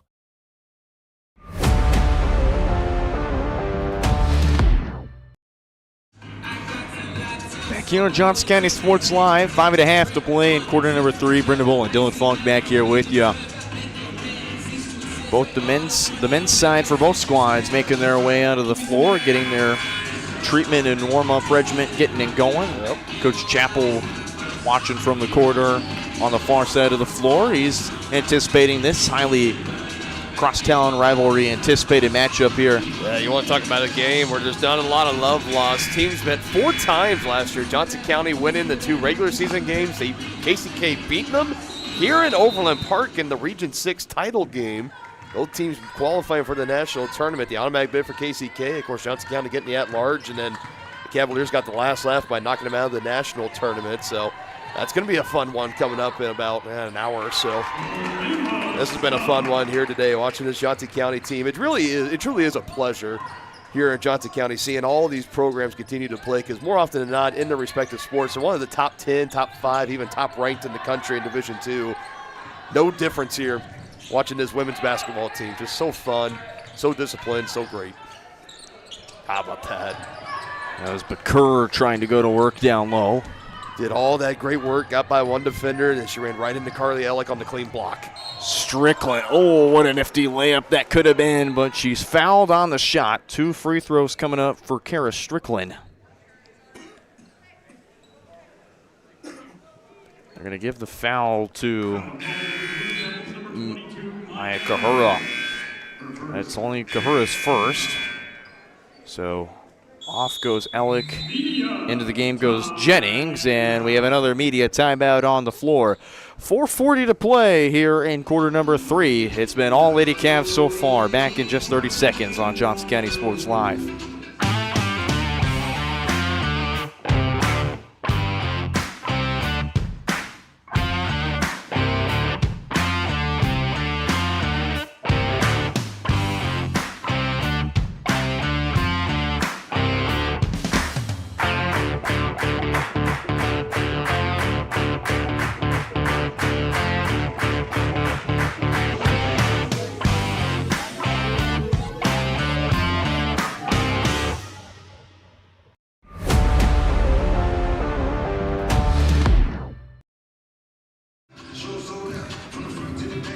Back here on Johnson County Sports Live, and Golden Girls out on the floor again, and Lady Cavs getting the last words from Coach Conrad out of the timeout as they're up big, and they're going to continue to try and keep that lead as large as they can. Yeah, and again, this has been a third quarter we were talking about for KCK. Very poor shooting, 20% from the field, 7% from downtown in that first half, and knock down your free throw shooting elite, but even then you're still 38%. Talking about they needed to do better in the second half. They've done it, but Johnson County has been even better as well on the other side of that. So it just kind of feels like that old meme where you're shoveling away in a tunnel and you're like, the diamonds, the treasure has to be so close, but it's actually just miles more of dirt because Johnson County just continues to keep that space between themselves and the Blue Devils. But I mean, that's what the number one team in the country is supposed to do, right? There's a reason they've won 96 straight regular season games here at home. Absolutely. First one good. I mean, I think that last time they've lost here on the home floor, I think you got to go back to 2020, not quite the pandemic season. It was January of that year. I think it was here at home against Labette, I think, back in January 2020, which is just incredible stuff. And you also mentioned last year as Strickland makes a second one. There was quite a few times last year against Allen, Labette even too, throwing them in mix as well, where they had Johnson County on the ropes, but Lady Cavs just found a way to survive. But kind of the story of this season, they just dominated, not a forward with the big block down low on Hraka. Yeah, I mean, Highland gave them a real run to beat them. I think it was at Highland where they nearly beat them in the regular season. And then they met after Highland won their first round game against these KCK Blue Devils a season ago, and then obviously beat Johnson County, then won the tournament, but weren't able to make any noise in the national tournament. So that's a big deal, beating Johnson County here on this home wood floor. Adams had it poked away by Fulton. It's still with Strickland. The drive won't go. Jennings slaps it in. Adams will get the rebound, and she's fouled. I'm going to give that to Gonzalez. That's her second already. Both fouls coming in this quarter alone. So Cavs will be in the bonus now, and they've not fouled the Blue Devils once this quarter. Well, it's impressive with the way they play defense, with how aggressive they can be. They're fast with their hands, and they could play over half of a quarter without fouling while being able to do that too. It's great stuff. Adams makes the first one. Adams, the freshman from Tulsa, Oklahoma. That's some great Cavaliers coming from Tulsa, Oklahoma, right? First one, obviously you got her. You got from the men's side, you got Kyler and Brandon Mann, both natives out of Tulsa. Kaya Johnson from Broken Arrow. Yep. Also from the OK State. And Fulton just not on the same page. Gonzalez was down there on the low block alongside Kahura, just getting not on the same page. And that same thought, we're talking about Jade Warren, the native of Milwaukee, Wisconsin. You can always remember Mossy Malter, the men's Mossy team. Malter, yes. Another great native of Milwaukee. That one just off the mark. Kiara Bakir, the rebound. That's enough Cavalier geography for a little bit, I think. Gonzalez just missed the mark there. Jennings with her 7th rebound on the game. Scott trying to collect the foul, gets her own board, throws it up. This time she gets the foul. There you go. At first you don't succeed. Try again, they say. Exactly. Exactly. That's what she did there. Just the wherewithal to go around and collect and say, I'm going to try the left side. And got the result that she was looking for, a chance to earn it for 2 at the line. So a fresh sub in for KCK. It's Ellen Bjarnda Dotier. It really is impressive. I'm looking at the scoreboard right now. It's a 29-point lead, probably more likely going to be 30-plus after these free throws from Layla Scott. But it's not only the dominance for this women's team, but what they're able to do against top 25 teams in the country, and you can, top 15, top 10 even. It's just like there's them. There's a couple others, Kirkwood you can mention in there, and then there just seems to be a drastic drop-off between Johnson County and the rest of the teams in the top 25. It's just year in and year out, and it's been like that all season long. I'll have to find the stat maybe before we come live next time of how many top 25 wins the Cavaliers have and the average of which they win those games. I can tell you it's probably double digits, at least 10 points on average they beat other top 25 teams and maybe even top 15 teams. It's just dominance all the way around. Fulton gets it back on the wing. Dances around, pulls up, and gets it to go over Jocelyn Moore. Maya Fulton with the beautiful handles there. Adams to answer on the other end from the wing. Yes, ma'am, and Adams. Again, Johnson County just continuing to say anything you can do, KCK, we can do just as well, if not better. A bucket to respond on the other end. +1 and up on Fulton, who nearly answers with one of her own. Just Fulton just trying to go for payback as much as she can. And Layla Scott, oh my goodness. Yeah, you think the pressure's off after she broke the record. I think you can tell the three-point shooting before and after breaking the record. Definitely much better. And that one, I mean, just pull up. That's unbelievable. Hit it in stride. That's just muscle memory. 18 in just 3 quarters for Layla Scott. Wow. Impressive. Yeah, we're about halfway through the second, and she had maybe 2 points. So, I mean. McKenna Jennings, a big block. It somehow scavenges right to Fulton. Shot clock down to 3. Fulton dancing on more. Step back 3 on the way, just off the back iron. Great defense there. Jocelyn Moore keeping the hand in the face. Ananda Ford running the floor. If you don't get back on defense at Johnson County, they're going to make you pay for it. Points in transition once again and going in favor of the Cavaliers. Nanda Ford also in double figures. She's got 10. Corey Holster to the bench for Johnson County. 2 more waiting at the table for KCK. Shot clock down to 8. Fulton triple teamed. Finds Kahura. Count the bucket and 1 more. Maya Kahura. KCK bench excited. Yeah, we've talked a lot about Sandra Karaka and the great game that she's been having, double figures as far as points. And Maya Fulton, she had a good close to the second quarter. She's continued that great momentum here into the third. That was a great find underneath, able to find the open player in Kahura. And again for KCK, by far this third quarter has been the best that they have played all game long, and arguably their best quarter they've played in the past 7 or 8. Put the past couple of games combined, but again, just not have been able to slow down the offensive onslaught of Johnson County, so really just call it a wash.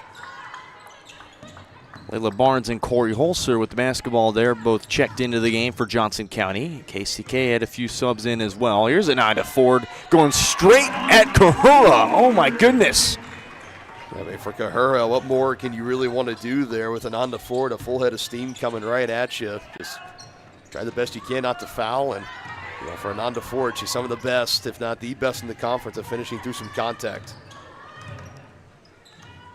Arguably, again, one of the best 3-level scorers in the conference, if that. For sure. Adams, pull up Jay, got it. You can throw Mia Adams into that category too, as far as one of the more versatile scorers in the country. Mia Adams has 14 on the ball game. The best guards are produced here at Johnson County, and we're seeing that right now against a 15th ranked KCK team. Adams going on the floor, picked up by Meg Revel. Going off our camera there a little bit. Revel ignores the screen, steps back on Holster, fires it in. Meg Revel's in the scorebook.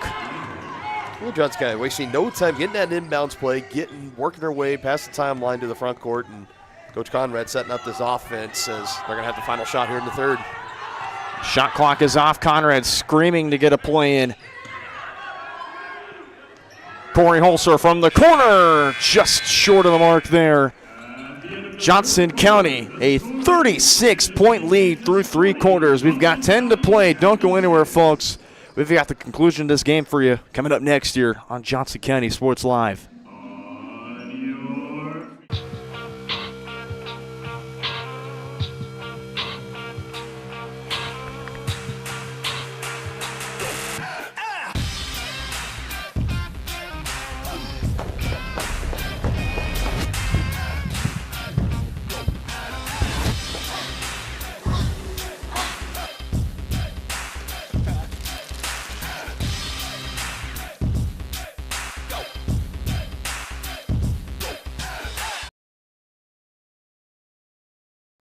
Hi, I'm Dr. Aaron Stowe with Martin City Animal Hospital, located just minutes east of 135th and State Vine Road. At Martin City Animal Hospital, we provide cutting-edge diagnostic services, including digital radiology, ultrasound, and in-house same-day blood work.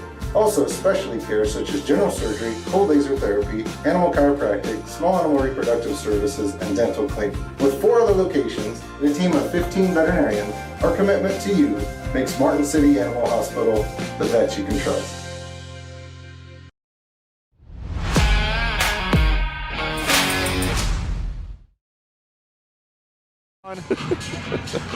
Back here, fourth quarter on Johnson County Sports Live, and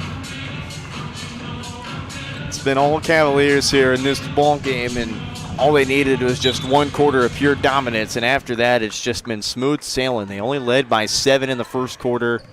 Layla Scott, you mentioned 2 points. She's broken the record and added a few more triples to her total as well. Here's Corey Holster for a triple, no good. Rebound for Haka, and she's fouled on coming down. And again, it's just been Johnson County just been smooth sailing. KCK, they've had a few good stretches, but they just haven't found a correct answer so far. Even that third quarter, I think what you found in that third quarter, that's exactly what you wanted to do on the offensive end. The defensive end, of course, you're still letting Johnson County, as it's an offensive foul and a turnover for KCK. But for Johnson County, they had their great third quarter too. So all that, what you felt like you were trying to get a rally, it was already kind of going against you. As for KCK, I think when you look at the record, when they're trailing at half, they were like 1-7 coming into today or something along those lines. Not very great. And for Johnson County, I give them a lot of credit too, because they did not come out slow in the second half. They only were, as far as all the minutes played in this game so far, a little over 30 minutes now. I think there's only been about 4 minutes of that Johnson County really was not playing up to their standard, but they found their rhythm, and they haven't looked back since. Scrum on the floor, jump ball called. It's going to go with KCK. Kind of the big ticket item I mentioned is Kylie West. KCK's best rebounder in post presence, one of the best posts in the conference. 4 personal fouls already. She fouled kind of during a bit of a conversation, so she's probably not going to, we're not going to see her for probably the rest of the game maybe. Yeah, and I think for, if this was a closer game, obviously she'd be out of the game right now, but, if you're Coach Allen, if you want any chance trying to make a rally, I think you got to try to leave her in and trust her, but at the same time, you might be just saying, hey, we're just going to take the loss here, go to 0-2 in conference play to start here in 2026, and try to live to see another day as the season goes along, because right now, today for the most part has not been the day of the Blue Devils. 9-4 to the rack. Got it! Count it! One more. Coming up.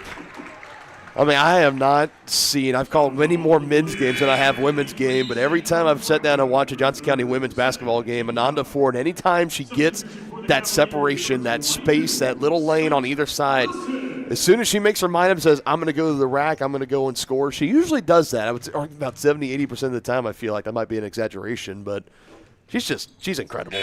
So fun to watch, and it looks like she's going to get a breather here as she comes out. Micaiah Johnson checks in also for the first time today. We see Skyne Wilson, the freshman from Clinton, Missouri, home of the Cardinals, Clinton Cardinals. Yep.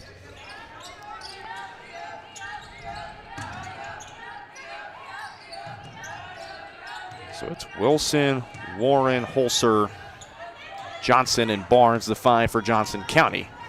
Corey Holzer, the one with the rebound after the initial miss. Layla Scott back to the scores table for Johnson County. Here is Skyte Wilson. Johnson, Warren drives in. Wow. The power dribbles and the presence in the paint. Jade Warren, the buckets. She's in double figures as well. Just continuous ball movement there, keeping it going, and eventually in the hands of Warren, she officially, that slight hesitation, and then to drive in and finish. Coach Conrad's going to be very happy off that last offensive possession. Bjarna Dotiers, shot no good. Trying to answer back with the layup of her own. Johnson slips, and it's off the Blue Devils. I get Layla Barnes underneath. She was calling for it initially, and then as soon as she sees her teammate starting to drive in, she initially just went to kind of box outside a little bit of a screen to clear the way. That's, again, just this kind of selfless play that Coach Conrad has established in all these young women here in this basketball program. And it's actually going to go the other way. And I was going to say I didn't feel right saying that it's off the Blue Devils, but yeah, they definitely looked a little bit like that. But Fulton gets the screen. Kraka to Gonzalez. Trying to drive in on Skyte Wilson. The floater's good for Yaslin Gonzalez. Gonzalez, one of the first Blue Devils in double figures. She's got 11. Layla Scotts can't add one more to the book.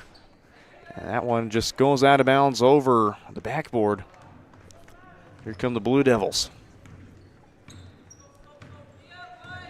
The only thing really left to be decided for Layla Scott this season, outside of a couple scoring titles, of course, and whatnot, but what's the final total going to be that is going to be the all-time leader of three-point baskets? I think above 200, I think it's pretty safe to say, but just how much higher does she get and then make it even harder for someone to break that record? Probably going to be one that stands for another 20-plus years. I'd be willing to bet, at least, where she's now at, 193, 194, somewhere around that. 193. 193, yep. So they will gamble, the Blue Devils. Kelly West checks in, but also mentioning Gonzalez picks up back-to-back fouls. So she's got 3. So a couple Devs in foul trouble. I think nothing really to lose at this point in this game. Cross-court pass to Skyte Wilson, trying to drive baseline. Another long pass. Floated to Holzer for 3. Yes, ma'am, Corey Holzer.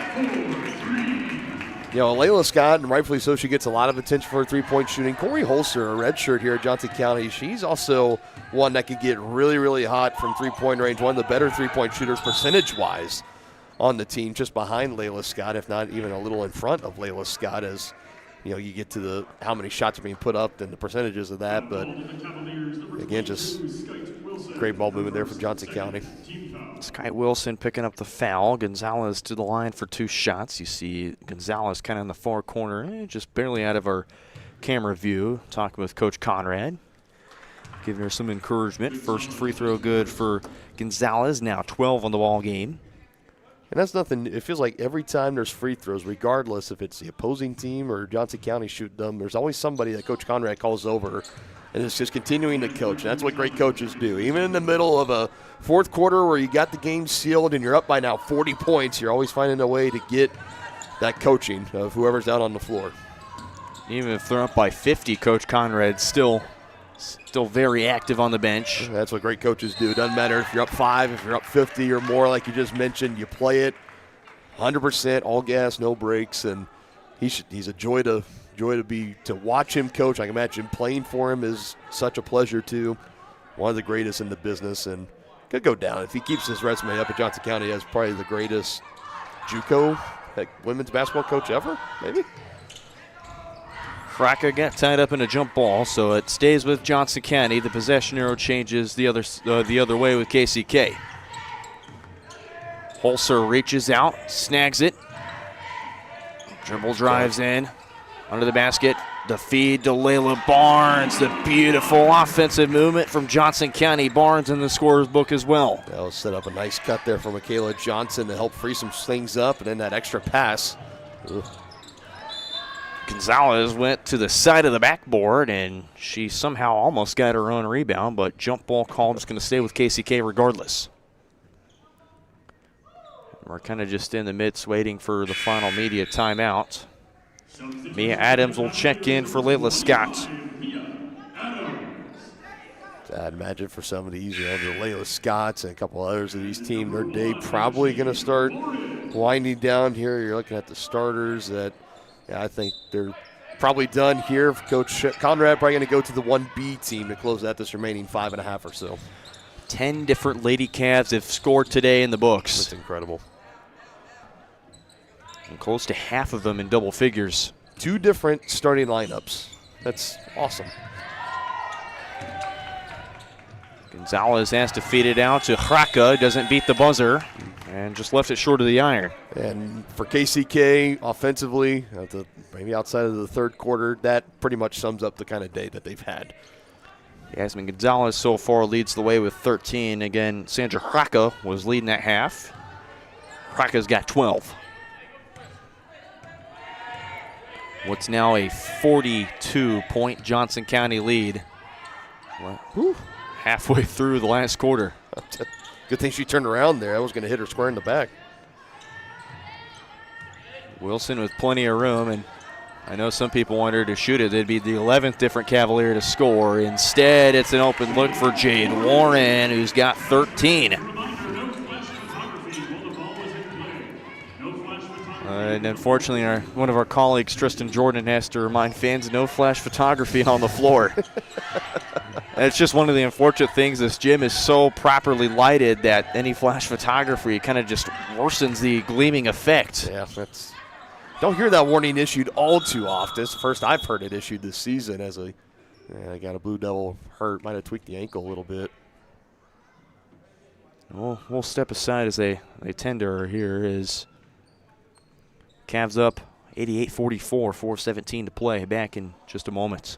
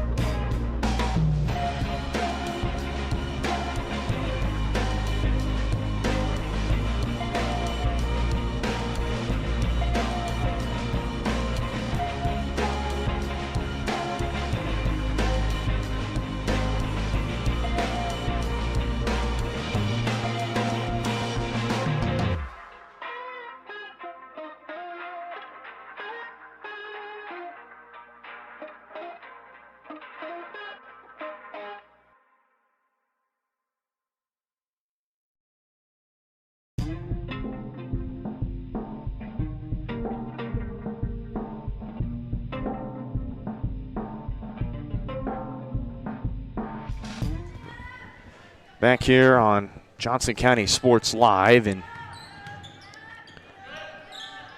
unfortunately, it was Yaslin Gonzalez, the one who was the one on the floor. We send our best condolences to her and hoping that she's okay. Had to unfortunately be carried off to the bench. Yeah, I think she landed definitely very awkward on that left ankle, continuing to look at it over on the bench right now. We're thinking about her, but meanwhile for Johnson County, the beat just goes on. It's been that kind of day, and another chance for some more points here for Mia Adams.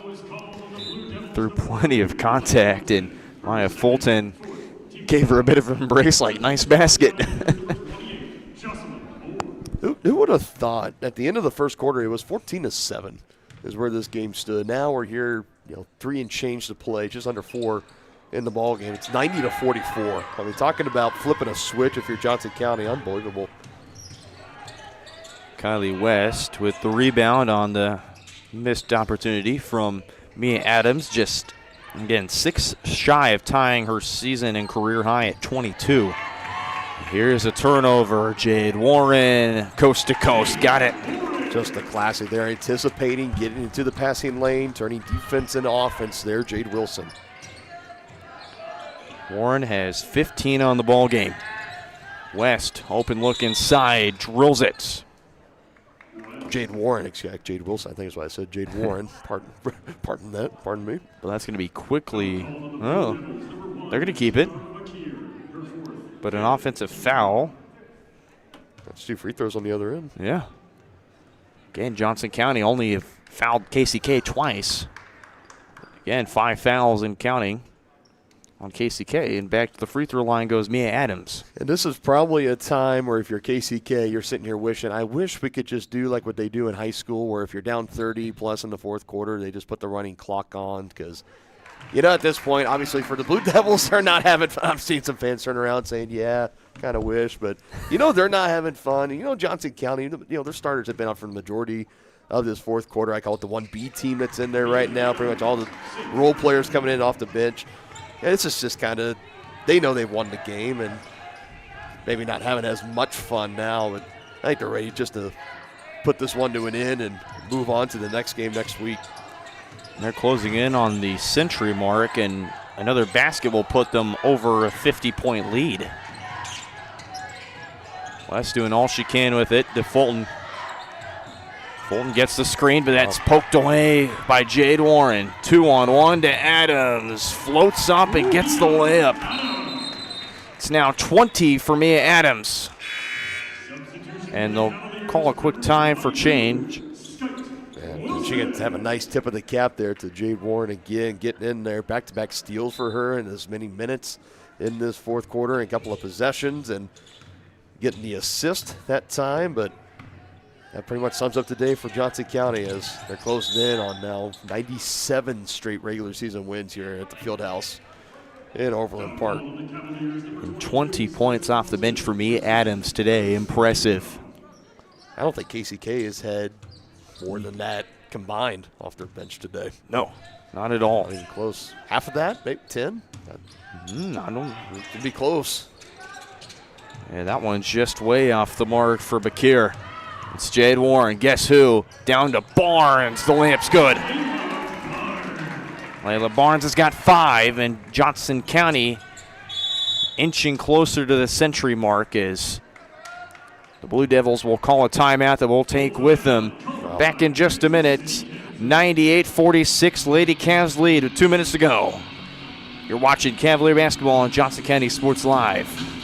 For more than 20 years, Gherkin Rental has been the place to go to get the job done in eastern Kansas and western Missouri. With a huge selection of quality equipment, from roll-offs to trailers, telehandlers to generators, power washers to popcorn makers. Experienced equipment professionals and clean, well-maintained tools to help you get the job done right the first time. Gherkin Rental. Stop by any of their 13 locations across the KC Metro or call 855-GHERKINS. That's 855-437-5367. More time before you wake up in the wild. Our natural world needs us now. Step by step, side by side, together, we can find a way to ensure that all life on Earth can thrive.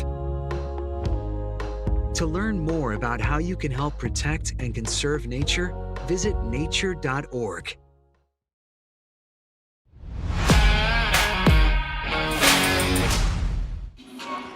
So I did the math, Dylan. Only 8 bench points for KCK. Just 8. I figured it was going to be close to about that 10-point mark. I know they had a lot of production uptick there in the third quarter, but yeah. He's going to be Adams at 20 just herself off the bench for Johnson County. Their total bench points, well over double, not triple what KCK has.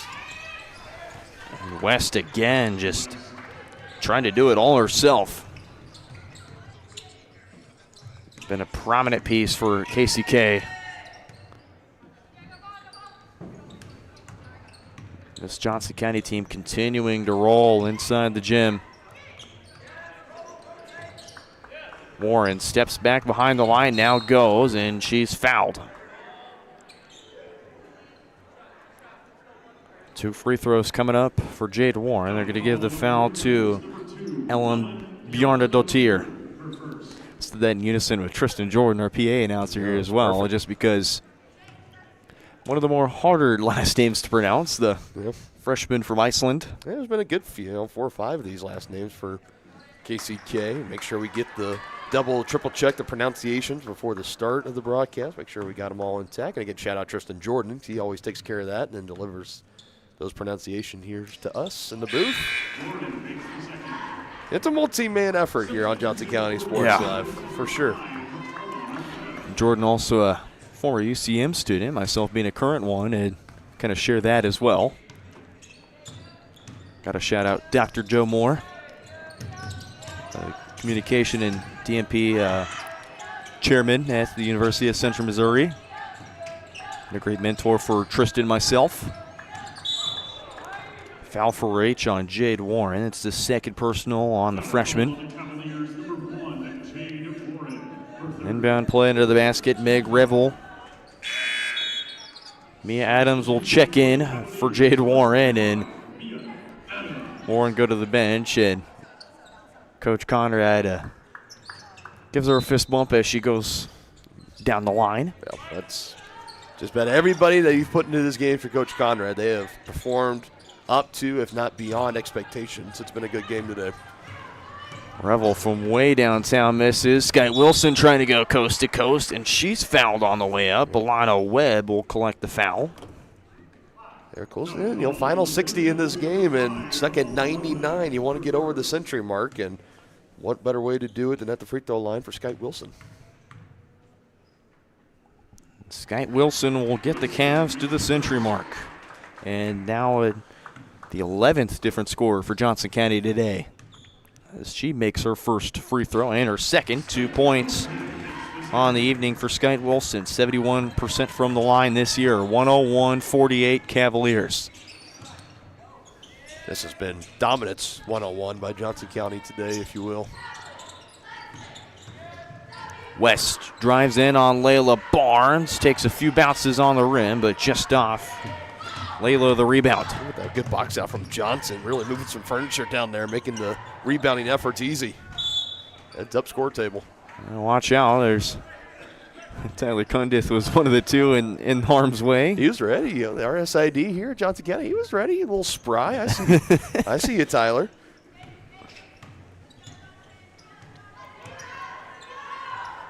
KCK men's team in the far corner waiting.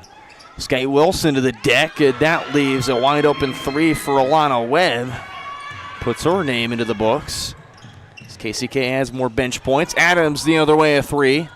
Just left it short. Barnes trying to swipe it. Wilson somehow collects it down low and gets it. That's another time today, Layla Barnes. She's been right in the middle of a 50-50 ball. Looks like KCK might get it. She knocks it loose. One of her teammates collects, and this has been a great game today. West leaves it way short of the mark, and it falls out of bounds. Now a chance here for Johnson County.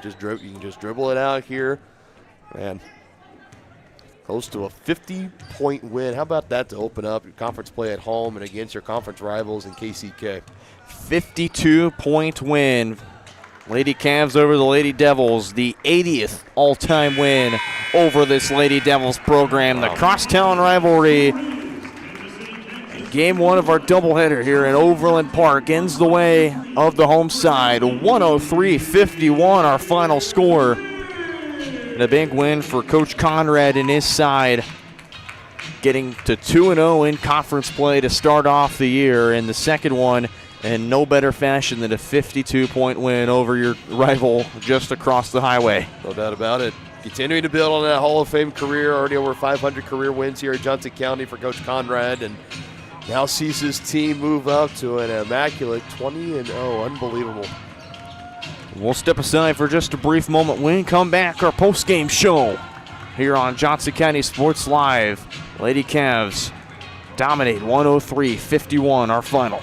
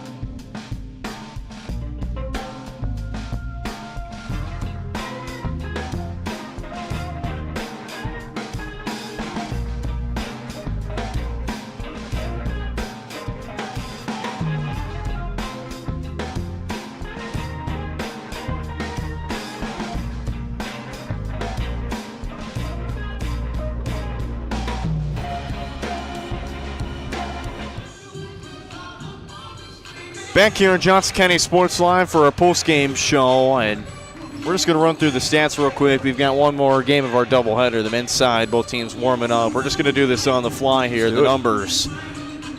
For the Lady Devils, we'll start off at 12 points combined, or 12 points each for Sandra Hraka and Yaslin Gonzalez. And again, the bench points only provide 11. 6 from Kahura, 3 from Alana Webb, 2 from Meg Revel, 7 from West and Fulton, and just 2 from Bakir. Blue Jays finished 31 from the field, 20% from 3, and 55 from the free throw line. Yeah, and distributing the rock around to 11 Cavaliers with a bucket. The only one that didn't get anything was Joycelyn Moore, who finished with 0 points. They get a couple of assists and a couple of rebounds in there too, but 1, 2, 3, 4 of those being in double figures, and leading scorer in Mia Adams coming off the bench. I mean, what a day it was for her, what a day it was for Johnson County, and this was really the tale of between the first quarter and then the next 3 quarters, right? Because it was 14-7, and this looked like it could be a potentially close game, but then Johnson County, after that 25-9 outscoring KCK, really never looked back. And this is the second game in a row now in conference play for KCK that they've been outscored in a particular quarter, at least for Johnson County, where their defense has locked down on defense. I think against Highland, they had a game where in the fourth they outscored like 24-0, I think is what it was, and then 25-9 in the second quarter here against KCK. That third quarter, really, that was the best one for KCK from the point total, 24, but the only bad news is Johnson County scored 37, their best quarter scoring of the game too. So I think overall this game, there were a lot of questions about KCK being ranked to the top 15, and we were going to learn a lot about them coming into this game against number 1 in the country, and I think that played out to about just how everybody expected it to go. Maybe not quite to a 51, 52, whatever it was, point win for Johnson County, but dominant nonetheless as keep looking around the conference, and we still have to see them against Allen County, but they look well on their way potentially to winning, as long as everybody stays healthy, of course, winning their 6th straight regular season conference title. Yeah, and we'll take a look real quick at the Cavalier numbers. You mentioned team high, game high, 20 for Mia Adams off the bench, just 2 shy of tying her career high here at Johnson County.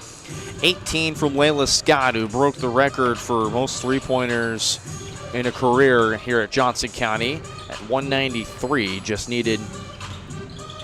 basically one to break the record at 190, and adds 193 to her total. 50% from three-point range is Layla Scott. She finishes with 18. 17 from Jade Warren, 15 from Ananda Ford, 7 from Strickland and Ellick, who also made a three-pointer today, added to surprise of about everybody in the gym. Good. 5 from Jennings, 4 from Barnes, and Sky Wilson, 3 from Holzer and Micaiah Johnson. And McKenna Jennings just needed pretty much 2 rebounds and 5 points to go for her first double-double as a Cavalier, which she easily could have done it.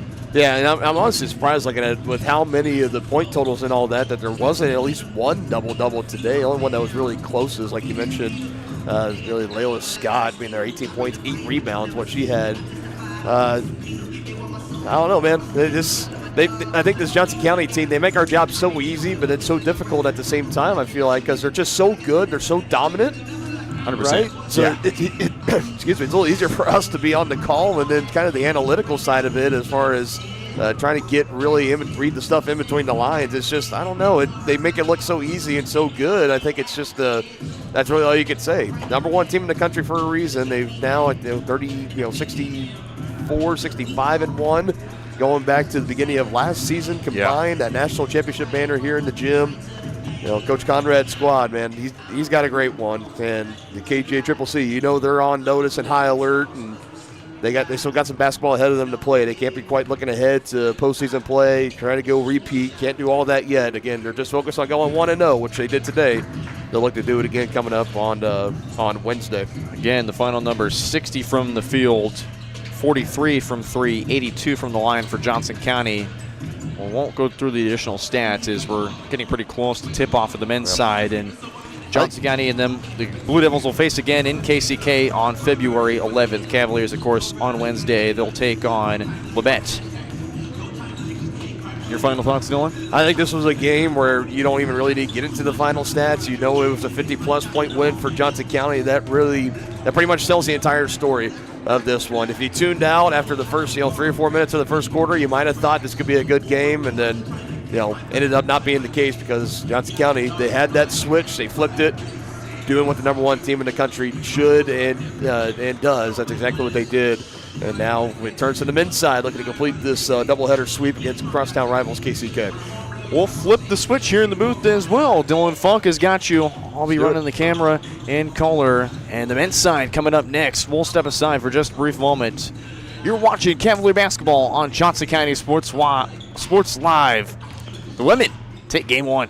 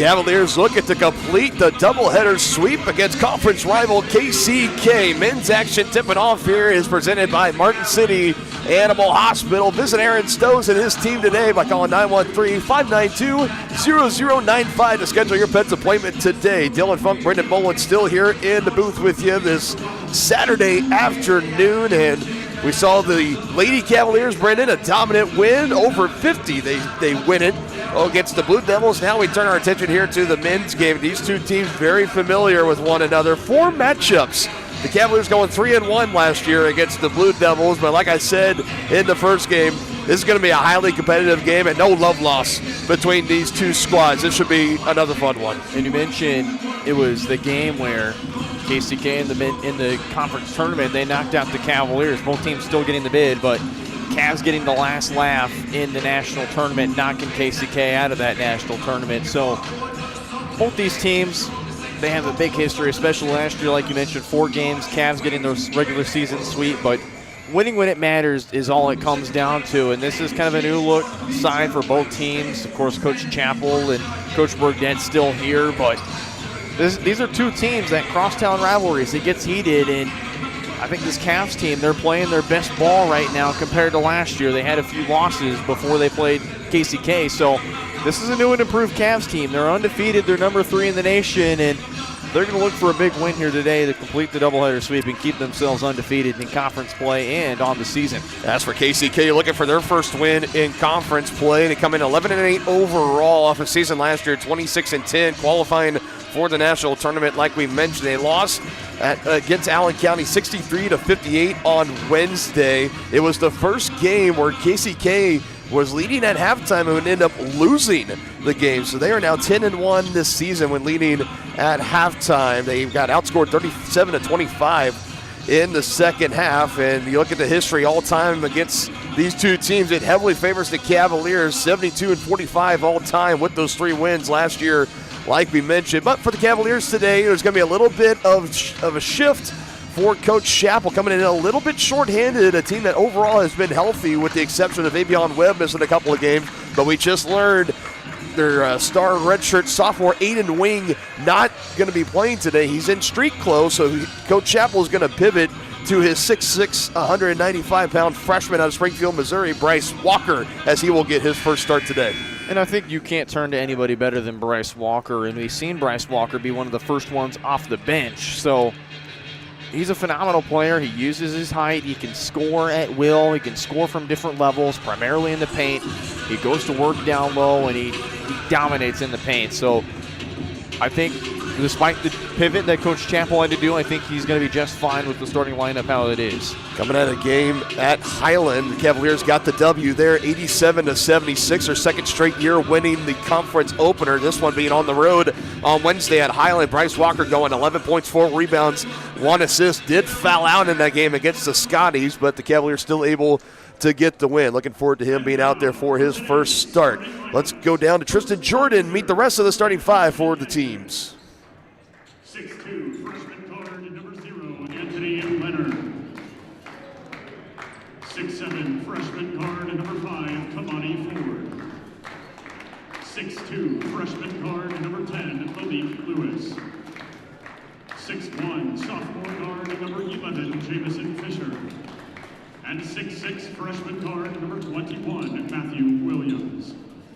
The Blue Devils are coached by Brandon Burgett and assistant Jaqueline Hayes.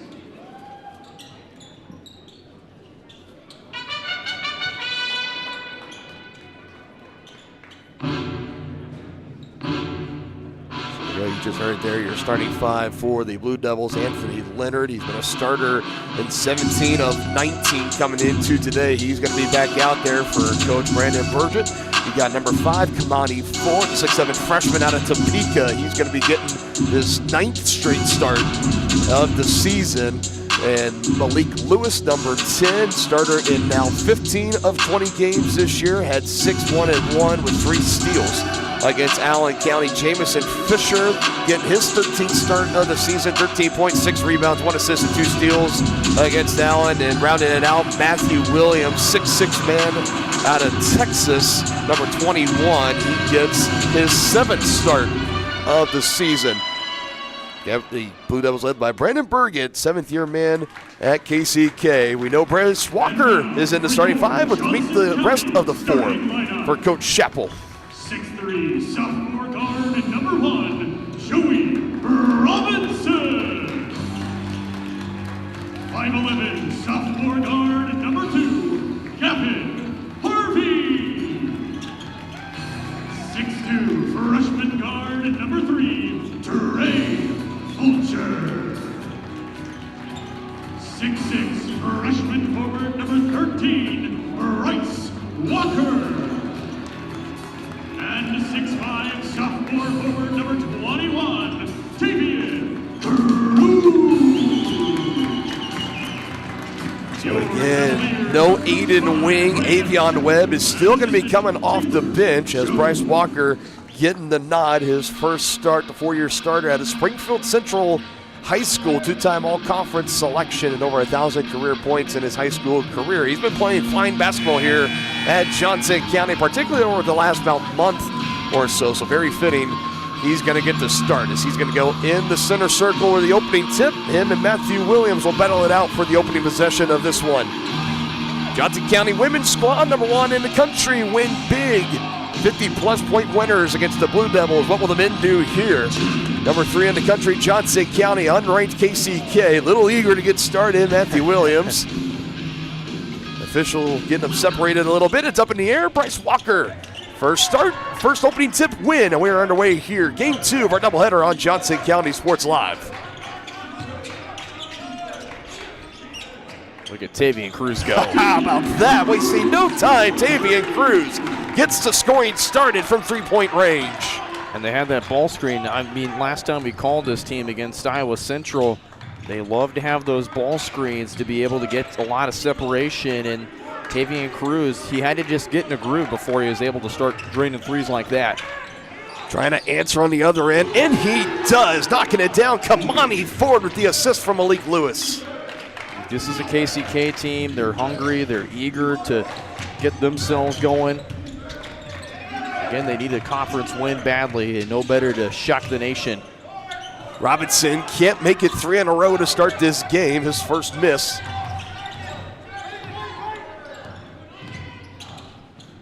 Right away, drive inside, little bit off. Late contester from Robinson, maybe enough to throw that last shot off the track. Tavian Cruz back with it, man averaging nearly a double-double coming into today. Gavin Harvey leading man in assist, looking to pick one up here, and he does, courtesy of Tavian Cruz.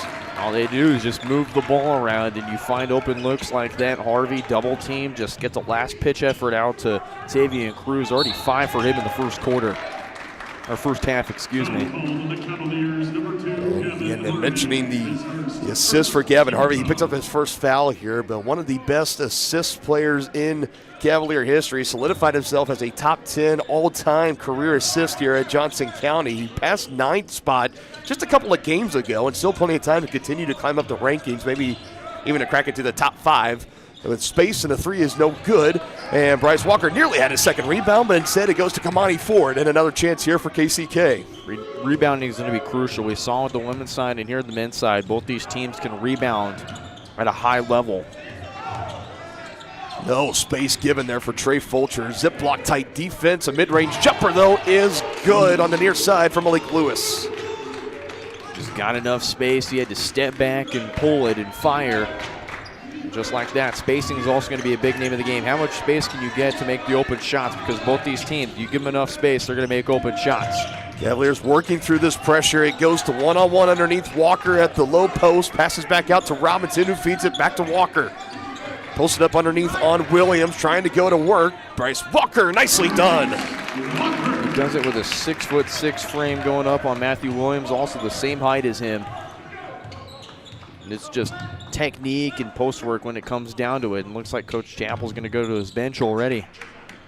Got Avion Webb, no surprise, going to be the first man off the bench here as another straightaway 3. It touches nearly every part of the rim, and it goes down for Kamani Ford, his second 3-point basket.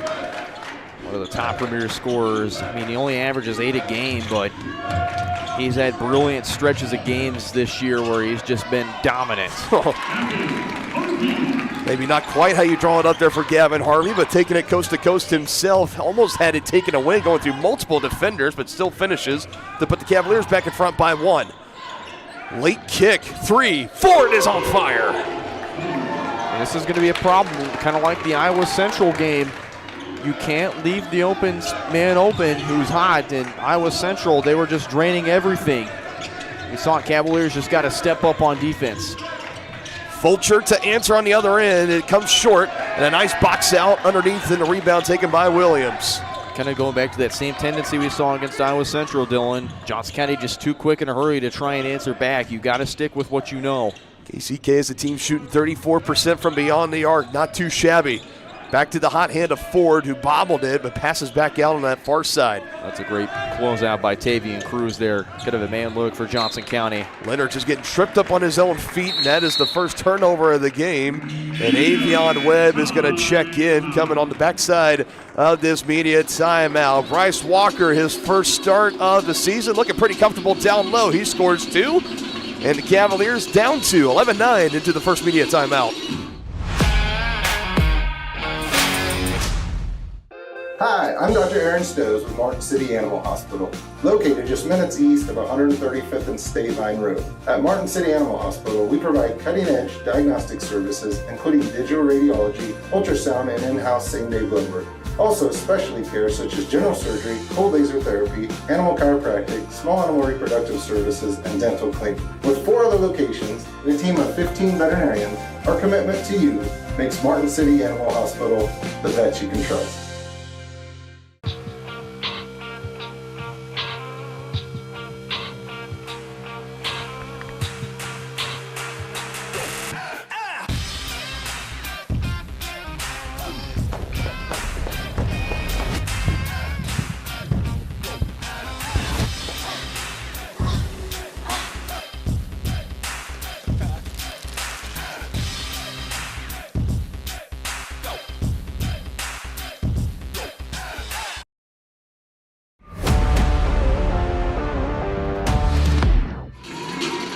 Nine, 2-point lead for the Blue Devils. Big thanks to Kamani Ford. Out to a hot start. He's got 3 3-point baskets, 9 total points. 9 of the 11 belonging to him. As the Blue Devils going to open up with some slight token pressure here, but the Cavaliers going to be able to work through it. Avion Webb, like we mentioned, now fresh into the game. He's got the ball as he skips passes back to Robinson, who quickly feeds it back. A 30-point performance against Iowa Central, Avion Webb had. They called it a double dribble there. Yeah, is that what it was? It is. Yeah. Coach Burgett getting the explanation, not liking him. A 7th-year man, head coach at KCK, and he, like KCK last year, a record-breaking first national tournament win last season before bowing out to these Cavaliers. Also has some ties here to Johnson County. He was a 3-year assistant from 2017 to 2019 under head coach Jeffers, the man before Coach Chappell was here. So a very interesting matchup at the heart for Coach Burgett today. Obviously hoping for his Blue Devils to come in and upset number 3 Johnson County. There's a baseline drive and a skip pass. Fulcher in the near corner is good on another assist from Joey Robinson. That's just textbook passing right there. Robinson again. Oh my! Wow. What a way to silence some momentum. You get a 3 in the near corner, and then just in transition, fast and furious. Oh my goodness. Malik Lewis gets some airtime there. That's a poster. That's a poster. That's a highlight, and that's a quick timeout for Johnson County and Coach Chappell. They'll have 3 remaining. My goodness. So, I mean, you had Trey Fulcher get the 3 on the offensive end, the second assist of the game for Joey Robinson. Malik Lewis just pushing it up the floor in transition. I think Coach Chappell very irritated about his team not getting back. Maybe part of the reason he called that quick timeout. And I can tell you, just looking out on the floor, there's some shippiness, there's some jawing back and forth between these two teams. We mentioned conference rivals, not too far apart from each other, maybe just 25, 30 minutes on the highway, depending on traffic. These two teams really do not like each other, and it's showing out here so far as Robinson just misses the finger roll. Lewis pushing the tempo up the floor, fast and furious once again, and a nice feed underneath, and able to finish is Darren McHenry, the second-year returner for KCK. Found that in the last game and starting off hot here. He only just had a steal last game, so nice to see him getting the stat sheet. The kid out of Kansas City, Missouri. Straight away, Webb just can't knock it down. Lob, collects, just can't finish. Trying to find Anthony Leonard, and eventually it's going to be number 10, Jordan Mason, to come out of that scrum with the rebound for Johnson County. His first minutes into this game. Johnson County off a miss. They just got to get back fast in transition. That's already been several times. They've been slow to get there. Sweet pull up there. Nothing but net for Trey Fulcher. Don't let Trey Fulcher get hot.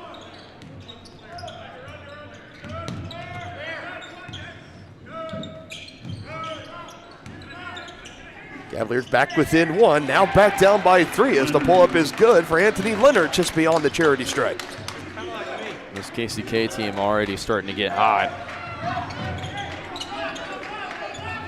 You just got to slow down the run as much as you can. Ill-advised pass there. Fulcher trying to get out of it. Second turnover for Johnson County, and it leads to 2 more points down the way. And the lay-in is good, and Coach Chappell, as he just took another timeout, so burning through 2 timeouts already, I believe. I'm not sure if that's right or not. No, he took a timeout. I definitely took a timeout there. I don't know if the first one was just a media timeout or if this is actually the second timeout. It is the second timeout. Yeah. So that leaves him 2 remaining in the game. My goodness, that is not the way that he had it drawn up there for sure. And that is a very spirited conversation as we keep it here in this timeout. Dylan Funk, Brendan Bolin up here in the booth. And very fitting for the Blue Devils to be wearing their red uniforms today, Brendan, because they are red hot from the field so far. Yeah, we run into the same scenario. You go back again to that last home match against Iowa Central where, Iowa Central just had them beat one way or another. Their way was shooting the basketball a high percentage from way beyond the arc. But KCK here, what they beat Johnson County in is just getting back in transition off a missed shot. And I think that's why Coach Chappell had to burn another timeout, is he's telling his guys, you got to work harder than that. I know you can. It's just you got to get back in transition as soon as possible, because it's just KCK's just been burning right by him. Trying to bring it in to this KCK momentum. The extra pass, 3-ball is good. Jordan Mason is in the scoring column. I like this kid, Jordan Mason, out of Olathe. He doesn't get much time, but he certainly is a bucket whenever he's on the floor. Averages 5 points, 2 rebounds, and assists per game. He played 5 minutes on Wednesday, collected 2 points and 1 rebound against Highland, and another bucket is good. Ali Booker with his first bucket for KCK. That's my guy, Ali Booker there. Yeah, good connection. Were you there? Transfer from William Woods like myself, so played under a phenomenal head coach and Jordan Ashton, former Iowa State guard. Mason passing up the 3-ball and denied as he tried to drive in. That was a clean swat from Darren McHenry. And he'll stay at this end with the Cavaliers as Ty Meyer will check in for the Blue Devils. We take another look at this clean block coming over from McHenry. No denying that. That's all ball. Yeah. KCK is just playing fast and furious right now. Harvey, contact. Good pass to Aziz Johns, who just can't finish underneath. That would have been a tough shot. Look how fast KCK is playing. They're just going quick as they can. A lot like the GC women's team in the first game. As soon as they get the ball, it's fast and furious up the floor. In the hands of Booker, hard to miss with those neon green sneakers. I mean, he comes from a green school formerly, so I understand it. 5 on the shot clock. Booker passing it off. Extra pass, nobody home, and Webb comes away with the ball for Johnson County, weaving away up the floor. Avion Webb can't finish for 2 with the left hand. It's unfortunate. Coach Chappell just not really the happiest with the squad right now, and just got to find something to string together a bucket here. Back-to-back home games where Johnson County has been on the ropes early in the first quarter. They came from behind to win by 2 against Iowa Central last week. And a turnover here, back-to-back turnovers for KCK, now at 5 of the ball game. They got Joey Robinson to jump on that fake pass, but that pass is right at the feet. Harvey on the screen gets freed up and will not fall. And skying for that rebound is Real Asen. KCK is just going to change the tempo, slow it up, but yeah, once contact goes, they'll play fast. Aziz Johns gets a piece of that lay-in for Booker. Didn't hit rim. Asen gets a couple of chances here, and that's not going to make Coach Chappell happy whatsoever. Oh, no, and they just watched him go for the rebound, and that's why he's sending 2 guys to the bench. You're sending 2 guys to the table. It's Bryce Walker and Trey Fulcher.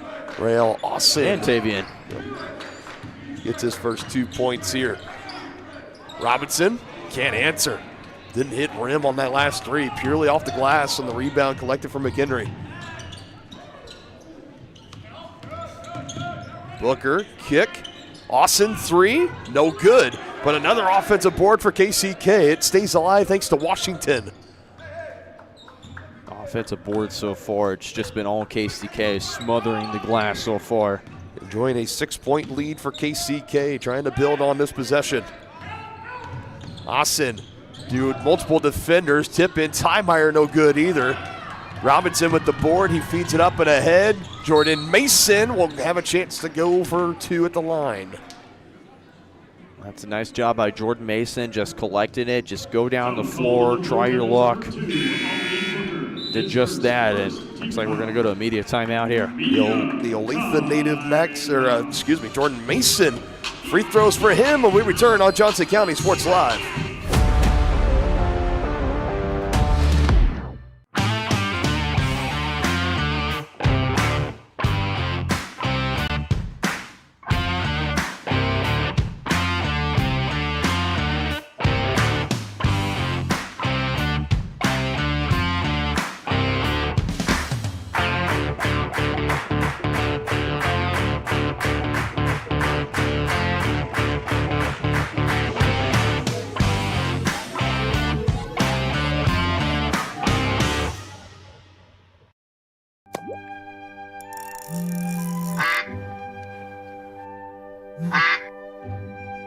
Oh, shoot.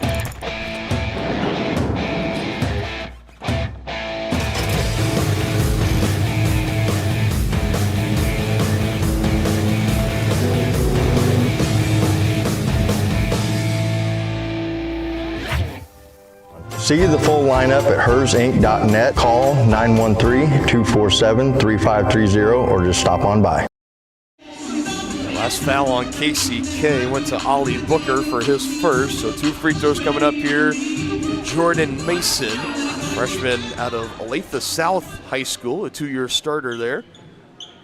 At his season high, scoring 14 points back in November 8th. It's a Southwestern Community College, and that was a game where the Cavaliers very early were tested by the Bobcats, and they really needed him in that game to help them win it. Knocks down his first, and up short on the second. Tavian Cruz fighting for the rebound, but can't control it.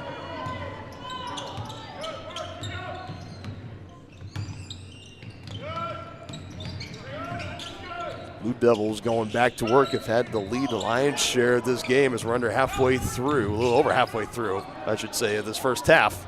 As Tymeyer meets in front rim and Fulcher brings down another board. Gavin Harvey fast and furious to a spectator in the first row. Unfortunately, that's out of bounds. He caught that with such ease, too. That fan, he's played ball because he caught that, but no ease, or very easy, at least. The gentleman right there in the North Face jacket, the red pants, he was all over it. Didn't flinch at all. I'm surprised he just didn't take the three shot right there from the boundary. Like second nature almost. Just instinctual almost, like no flinch, no reaction, no nothing, just snagged it right out of the air. Fourth turnover for Johnson County as that 3 is airballed. Extra effort to save it is no good as it goes right to the hands of Trey Fulcher. Avion Webb slicing defenders and finishes for 2. Avion Webb, as crafty as he is, just does a phenomenal job of just going right to the rack. Cavaliers short man coming into this matchup without Eden Wingmas in his first game of the season. The redshirt sophomore transfer from Hutchinson and Butler. But so far, hanging pretty well right now. Still within 3. Trying to retake this lead. Looking to get a stop on this possession. Inbounds play looming. Looking around for options as Fisher as he goes up to the top, and Leonard able to bring it in. With Fulcher right there on top of him. Almost gets the steal. Still ricocheting, and Trey Fulcher, rightfully so, is the man that comes away with that basketball. Harvey somehow to Bryce Walker. He thread the needle, and Walker will go to the line for a pair. Go back to that drive for me, Dylan. Just watch this from the corner. He has an open lane on the right. You just don't give the right hand right there to Gavin Harvey. And then Walker, beautiful job just staying on that low block right there. Just being patient, and I would have liked to see him just catch and shoot up with it, but I'm fine with just hesitating, making KCK guess what you're going to do. Walker traditionally one of the better free throw shooters on the team, 93%. He was 28 of 30 coming into today, but he misses on the first. He'll look to correct on the back end. Make this a 2-point game. It's up and it's good. 3 points so far for Bryce Walker in his first start here for Coach Chappell in Johnson County. 23-21, and slipping. Somehow avoids the travel, now collects the ball, and that's a jump ball, and thankfully for KCK, it's going to stay down here. As Joey Robinson on the bench. Loves the effort there. Yeah, somebody's got to get the broom. Yeah, definitely some moisture that's got to be picked up on the hardwood there as Jamison Fisher went sliding and a couple of bodies diving out for that loose ball. As Fisher will handle the inbound duties here, waiting for somebody to get open. Williams right back to Fisher, guarded by Avion Webb as he tried to poke it away. Doesn't. Nice block. Bryce Walker getting a piece, and off of Fisher as he was on the floor on the baseline. That's Cavalier basketball. Good defensive stand there by Walker and company. Yeah, just standing tall, just keeping your hands up. Don't want to try and collect any fouls. And Johnson County, they just need a bucket here. They're within 2, but again, it's been a really close contested game, back and forth. 2 to tie, the 3 to retake the lead. Swinging it around, Cruz down low to Walker, bobbled it. Little mismatch underneath, guarded by Anthony Leonard, and count the basket for Bryce Walker. Wow. That's just phenomenal job by Bryce Walker. He's reading where the defense was, and I mean, he had plenty of space. The defender's just kind of backing up a little bit. Just backing up. Walker had plenty of space, just goes to work, and the defender just jumps with them, and just a bit too late. Walker's got it. Caps off the 3-point play, so Bryce Walker, point total now up to 6. 2 of 3 from the free throw line, and Johnson County takes the lead by 1, 24-23. It's a packed house here today, and I think definitely way more than the Iowa Central game, if Very that. fitting, yeah. You count the other activities here on that near side of your screen right there. And the shot is good for Kamani Ford, his first 2-point bucket. He's now got 11 3-point baskets, and he puts KCK back in front by 1. Webb, 3. Straight bounce, and it's off the top of the railing, and that is a dead ball. Possession back over to KCK. Yet another media timeout. Bryce Walker looking pretty comfortable so far. An and 1 play for him. We got a 1-point ball game here on Johnson County Sports Live.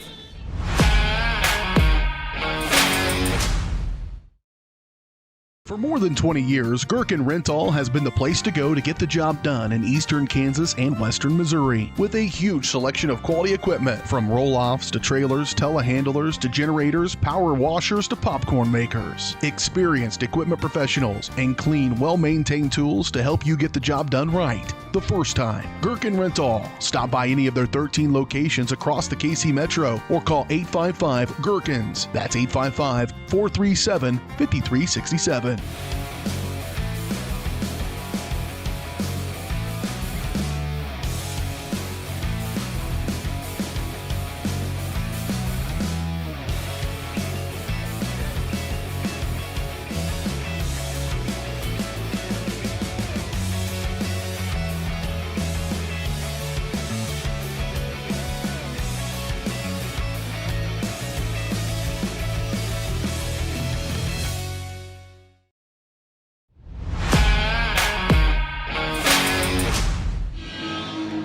25-24. It's been a back and forth affair here in this first half. Dylan Funk, Brendan Bolin still here with you in the booth on a Saturday edition of Johnson County Sports Live. 2 broadcasts coming up for you next week, both in conference play for the Cavaliers here at home Wednesday the 21st against Labette.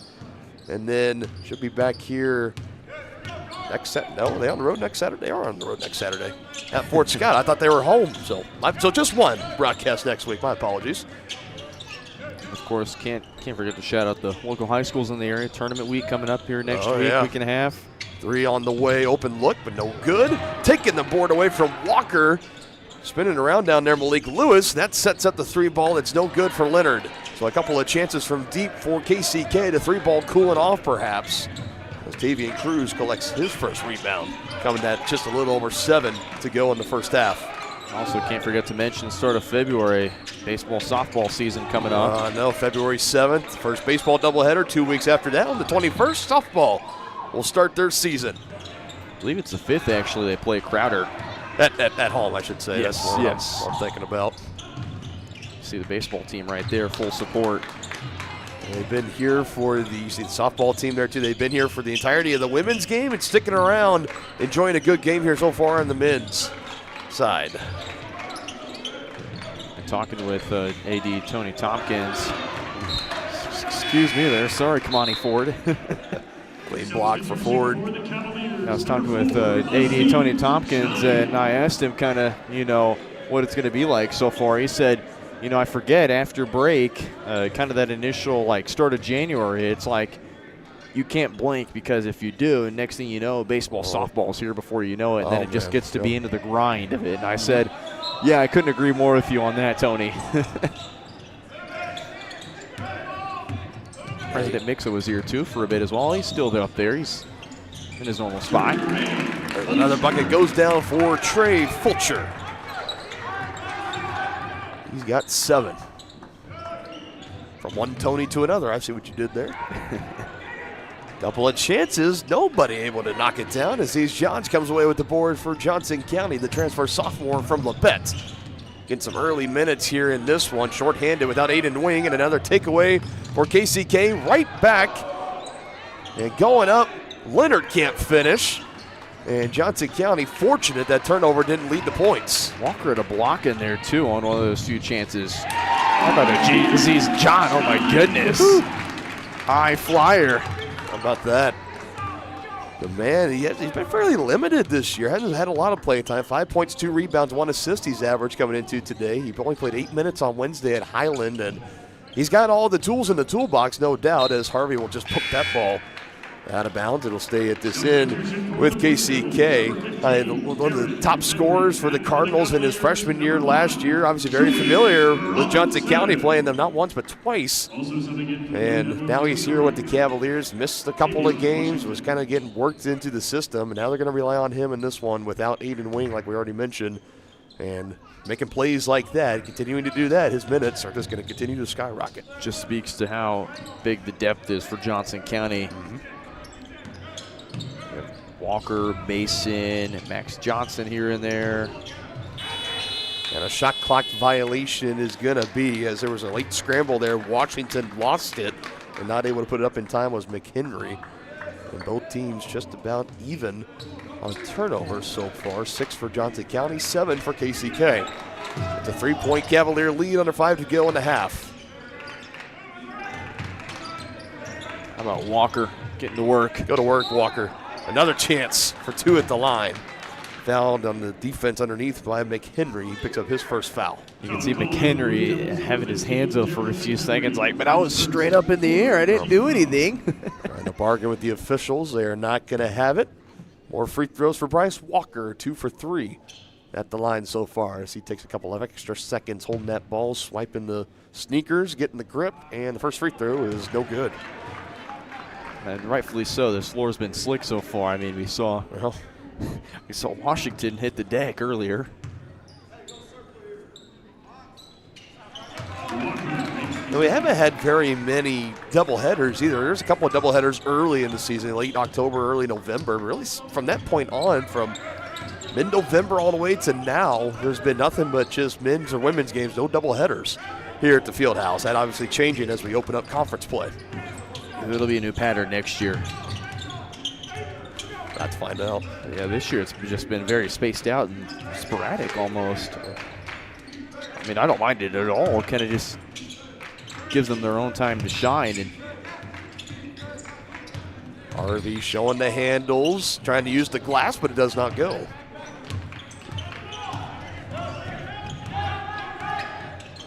Losing, yeah, that's just Booker losing a grip on the basketball as it goes out of bounds right over at that Johnson County bench. And another turnover for the Blue Devils as they make a substitution coming in, Jamison Fisher. And substitution for the Cavaliers. In Johnson County, you will also have Jordan Mason checking in.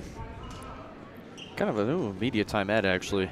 Yeah, it's, I think I was just waiting on the official word, and now we're gonna go. Third media timeout of the opening half. Johnson County trailing once, but now lead it by 4, 29-25.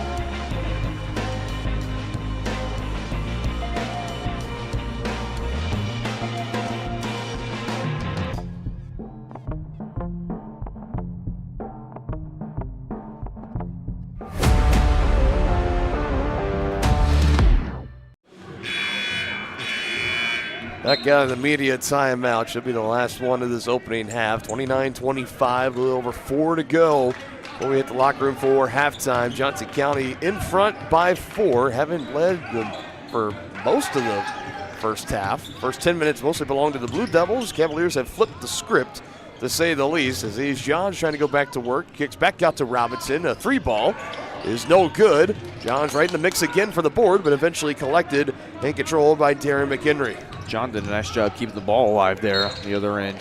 And a foul called on the opposite end. Free throws coming up for Malik Lewis. He'll be making his first trip to the free throw line. And I must say, Blue Devils' red jerseys kind of look like the retro Washington Wizards, or kind of the Bullets even back then. A little bit, yeah. I just call it the bomb pop uniforms because that's just what I think of every time I see them. I mean, they're very slick. It's very hard. Listen, it's very hard to go wrong when you got red, white, blue, and black as your colors really to work with. I mean, you can't. I don't think you can make a bad uniform. No, it's kind of an endless palette. Yeah, it's beautiful. You really just cannot go wrong with any of those colors.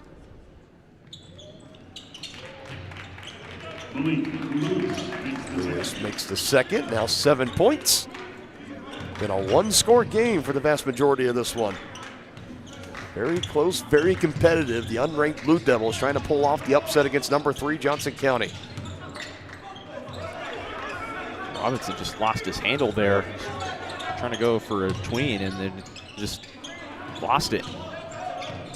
Cruz back to Robinson, 5 on the shot clock, takes the 3 and he knocks it down with some extra words tacked down the floor, talking to Jamison Fisher.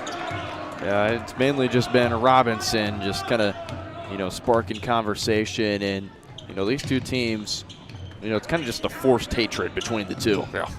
We see it in sports nowadays, but this one, it's kind of just forced hate. The first bucket, the first from three-point range of the game for Joey Robinson with 3. Good head fake, good extra pass, and a finish inside from Malik Lewis. Just getting Joey Robinson to jump there. He's just quick on jump of the gun, on trying to knock down any pass, but it's been solid so far. Just County holding their own. That was a solid head fake by Washington to find the open man Lewis underneath. Fulcher, silky smooth for Trey Fulcher. Just goes to his back foot, and Trey Fulcher's just been done a really nice job of fadeaway buckets. Trying to adjust in midair. They're going to call a foul on Tavian Cruz. He can't believe it. And we got Washington that'll go to the line as we take another look here. You folks at home can be the judge. Good cut. Yeah. It's barely. That's a nice job by Washington. That kind of corner cut right across the line. Call that a face cut almost. And Cruz is just trying to step up on the help side and just got trapped in. It's kind of the beauty and the curse about playing help side defense is kind of half the time you're going to be either called for a foul or not if you get there just late. It's all about timing when it comes to help side defense. Second free throw rattles out, so 1 for 2 trip for Tavian Washington, one of the 4 returning players from a season ago for KCK, a 26-10 record. An appearance in the national tournament, a win in the national tournament, but had their season ended against Johnson County as Gavin Harvey knocks down the open 3. Kind of a story for both these KCK basketball programs is how many players they bring over. KCK only, the men's side only 4, but half of that for the women's side with just 2. For both Johnson County teams, drastically, you got 3 returning players with Robinson, Harvey, and Cruz, all 3 on the floor. Really, those are your big names returning for Coach Chappell. And only just a couple of players for Coach Conrad of the women's team as well, as we have another foul on Johnson County underneath. Trey Fulcher picks up his first, 4th team foul, and more free throws. Jamison Fisher makes his first trip to the line, the 6'1" sophomore out of Shawnee, Kansas, not too far away from us over here at Overland Park, as he misses the first attempt. My city, basically. Not my hometown, but my city. And for the Cavaliers, number 11. Obviously, both teams, given the proximity, do a great job of scouting the local greater Kansas City metro area on the Kansas side. A couple from KC Mo coming over as well, or just the Missouri side in general, but Johnson County, if there's anybody in Olathe, School District, Shawnee, Overland Park, Blue Valley, they do a great job of scouting those regions and bringing that talent here. Wyco versus Joko. That's pretty much. Webb gets a feed back from Fulcher, but short on the lay-in, but a late whistle comes in, and a foul will be on McHenry, and he's looking around in disbelief. His back-to-back fouls issued to him. That's just all, he's just trying to make his case like, I'm just standing straight up, like I'm not doing anything. Yeah, what more do you want me to do there? I'm not sure. So free throws for Avion Webb, 88% shooter on the season as he knocks down the first. It's his 5th straight game coming off the bench for Webb. He was a starter for Coach Chappell the first 10 or so games. He had an injury where he missed a couple. Came back on a Sunday game to open up 2026 at Southeast. And he's been coming off the bench ever since, and he's been producing. Most notably in the last game against Iowa Central, he hit the 3-ball in the final seconds to put Johnson County in front to win that game by 2, 91-89. Part of a near 30-point performance for him there, as McHenry's able to avoid the swiping hand of Tavian Cruz. He had a little extra to say. I think he's just wanted to let him know, like, I'm mad and I want to get some points. A 6-point lead for Johnson County under a minute to go. Closing in on 10 on the shot clock. Harvey, Webb, 3, you bet! He's letting Gavin Harvey know, thanks for that assist, bro. Can't answer on the other end, and a rebound taken by Cruz. McHenry tried to poke it loose, he can't. And Johnson County a chance for the final shot. Ford kind of celebrated a little too early on that one, too. About a half-second difference between shot clock and game clock. As Webb will back it back out, let this offense set up. Just hang on to the ball as much as you can. Limit how much time KCK can have the final possession. Just run the offense. Let Avion Webb shoot it. 2 seconds, 1 second. It's on the ground. It's a takeaway for KCK. Good if it goes, and it's just off to the left for Jamison Fisher. And Avion Webb a little slow to get up after turning the ball over there. 7 first-half turnovers on the books by my count for Johnson County. They still take a 9-point lead into the locker room, 42-33 over KCK. This last three on a nice find for Avion Webb from Gavin Harvey. Got the Attic Storage halftime show coming up next. Hi, I'm Dr. Aaron Stowe with Martin City Animal Hospital, located just minutes east of 135th and State Line Road. At Martin City Animal Hospital, we provide cutting-edge diagnostic services, including digital radiology, ultrasound, and in-house same-day blood work. Also, specialty care such as general surgery, cold laser therapy, animal chiropractic, small animal reproductive services, and dental cleaning. With 4 other locations and a team of 15 veterinarians, our commitment to you makes Martin City Animal Hospital the vet you can trust.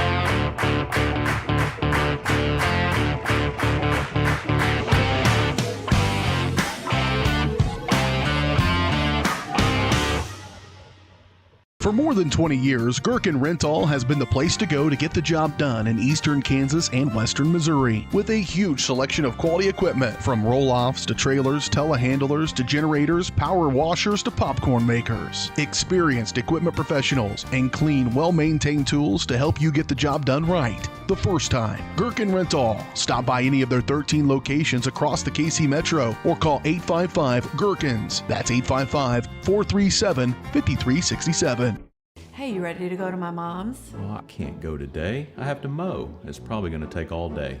Well, that's too bad. Don't work too hard.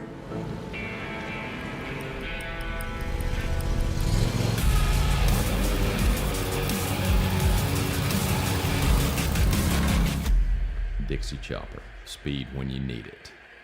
See the full lineup at hersinc.net. Call 913-247-3530 or just stop on by.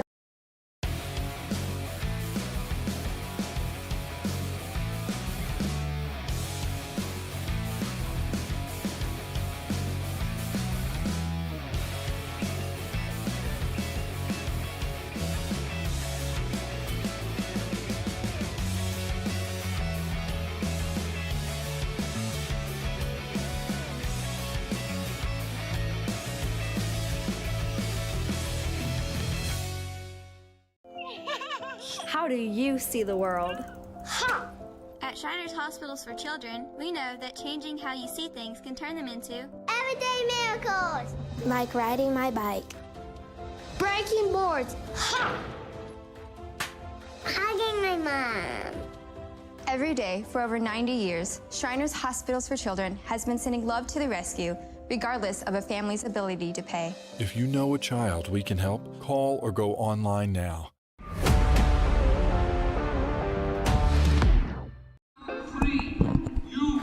Back here live on Johnson County Sports Live. Our second game of the doubleheader between Johnson County and Kansas City, Kansas sees the men's team, Johnson County, number 3 in the country, a 9-point lead at halftime, 42-33 over the Blue Devils, as we welcome you into the Attic Storage I-35, I-435 self-storage halftime show. Attic Storage offers climate-controlled units, RV and vehicle storage, plus clean, move-in ready spaces. As a veteran-owned, community-focused business, Attic features monitored 24/7 sites with friendly on-site managers. Rent, reserve, and pay online anytime at attic-storage.com. Dylan Funk and Brendan Bolin up here in the booth, and we got the halftime stats here. Some quick point totals for you for KCK. You got 4 of the 5 starters in scoring figures, 4 for Anthony Leonard, 11 for Kamani Ford. He leads all scorers thanks to 3 of 5 shooting from three-point range, 8 for Malik Lewis, 1 for Jamison Fisher. No points yet for Matthew Williams. Off the bench, you got Ollie Booker with 2, Javion Washington with 1, 4 for Darren McHenry, and 2 for Riel Austin. The Blue Devils finished shooting 41% from the field, 30% from 3 of 10, and 67% from the line, 4 of 6. As for Johnson County, everybody that's checked into the game today has scored a couple of points or so. 3 for Joey Robinson, 5 for Gavin Harvey, 9 for Trey Fulcher, leading scorer for the Cavaliers, shooting 4 of 5 from the field, and one of 2 from downtown. He's been off to a great start. Bryce Walker in his first start of the season, 7 points, 2 of 2 from the field and 3 of 5 from the free throw line, and 5 for Tavian Cruz, 2 for Aziz John, 4 for Jordan Mason, and 7 for Avion Webb coming off the bench. Cavaliers shoot 52% from the field, 46 from 3, and 67% from the free throw line. As this was a game that was really back and forth. The Blue Devils held a lead for the first 10 minutes of the game. Really, for the majority of that 10 minutes, it belonged to KCK. Then Johnson County took control and really haven't given the lead back since, as the largest lead for Johnson County got up to 9, where we currently sit right now. KCK had a large lead of 6, but have seen that since go away. And Brendan, I always look over to you for any of these. If you had a chance to look over the stat sheets or any other kind of numbers or anything in here that might tell the story of how that first half unfolded and maybe of a trend to expect in the second half, perhaps. Yeah, I go to the bench points. Both teams been pretty solidly productive, 13-9 in terms of bench points, and also in the paint, KCK has just dominated Johnson County 16-10 in that department as well. So just speaks to how, we're normally used to seeing Johnson County be very dominant in the paint, but for a team like KCK to have the size and presence they have so far, impressive. Another thing I would look at is also those offensive rebounding numbers. KCK, kind of the reason they scored that many points as they did is they have 6 offensive rebounds to Johnson County's 2. So KCK's been given several chances to score their points, and second chance points only 4-2 in favor of the Blue Devils. But it's a matter of can KCK just have that to their knowledge. But also you mentioned Kamani Ford, 4-6 from the field, 3 of 5 from 3. I mean, he's just been dominant so far, and Johnson County did a nice job of quieting him because kind of all his points come from kind of the first portion of that first half. But Kamani Ford's just been silent in the second half. So I think if you can limit Kamani Ford and get back in transition defense faster than KCK can get their transition offense going, I think that's what really separates this game for being Johnson County's. Yeah, and you mentioned the three-point shooting. I feel like every time it's a team that starts out hot, we were thinking, is this going to be flashbacks to a week ago of Iowa Central and the impressive three-point performance? I think that was close to 15 made threes in that game for the Tritons. And for Kamani Ford, he made the first 3 in the first 3 or 4 attempts he had, but that's been it. Outside of that, they've been 0 for, as KCK from downtown, 3 of 10 they finished shooting in that first half. So 3-ball cooled off a little bit, give Johnson County enough time to retake the lead, and a big reason why they've been able to hold on to it for as long as they've been able to as well. As the number 3 team in the country, Johnson County, trying to close out this win, stay perfect on the year as well. They come in 17-0 overall and looking to pick up their second straight win in conference play. Halftime festivities continuing on here at the Fieldhouse as we step aside in the Attic Storage postgame or halftime show.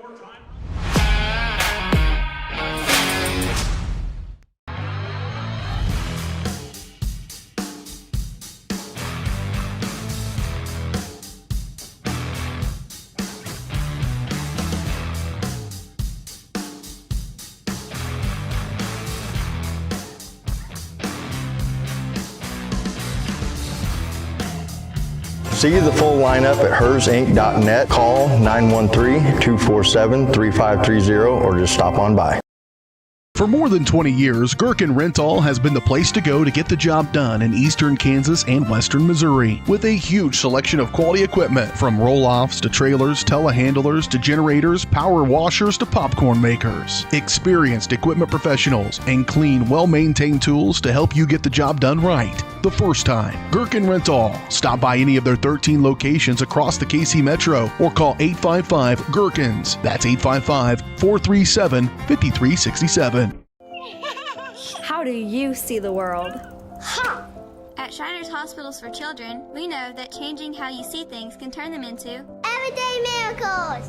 Like riding my bike. Breaking boards. Hugging my mom. Every day for over 90 years, Shriners Hospitals for Children has been sending love to the rescue, regardless of a family's ability to pay. If you know a child we can help, call or go online now.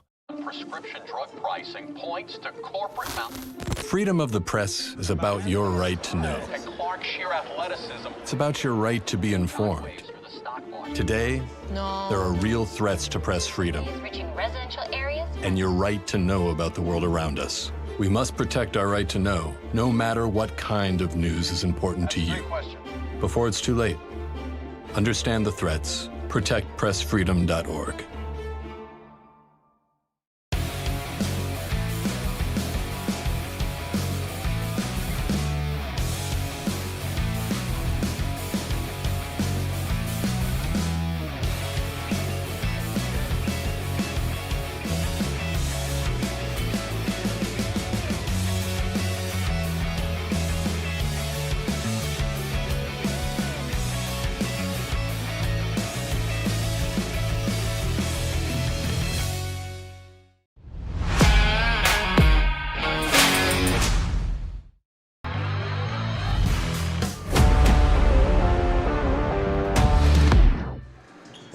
Back here, Attic Storage, I-435, I-35.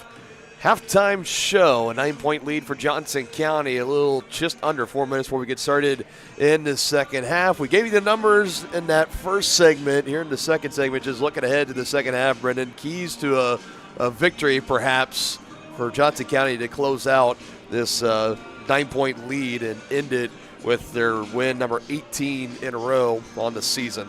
Yeah, I think the big thing for me would just be to, number one, win the rebounding battle here in the second half.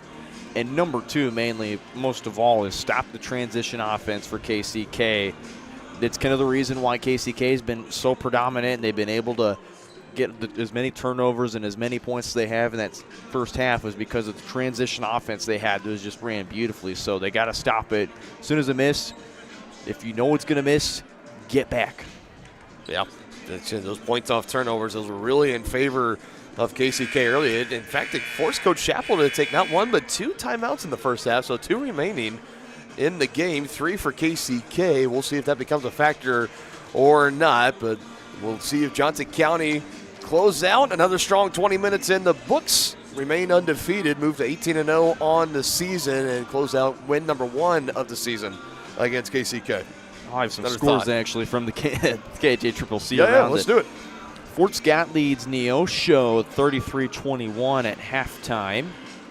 Got Labette and Allen at 4 o'clock. And then that's pretty much the only other score that we have so far. We go back, Highland beat Mission back on Friday, 93-68, and then kind of go to the other side, Division I. Butler and Colby at 3. Dodge City defeats Seward County 79-77, a close one in Dodge City. Home of the Conquistadors, I learned from baseball regionals last season. Fort Hays Tech Northwest is up on Hutchinson 30-21 inside Hutchinson Sports Arena. Again, I mentioned the Labette and Allen. Cloud County up on Independence at half, 50-36 at Arlie Bryant Gymnasium.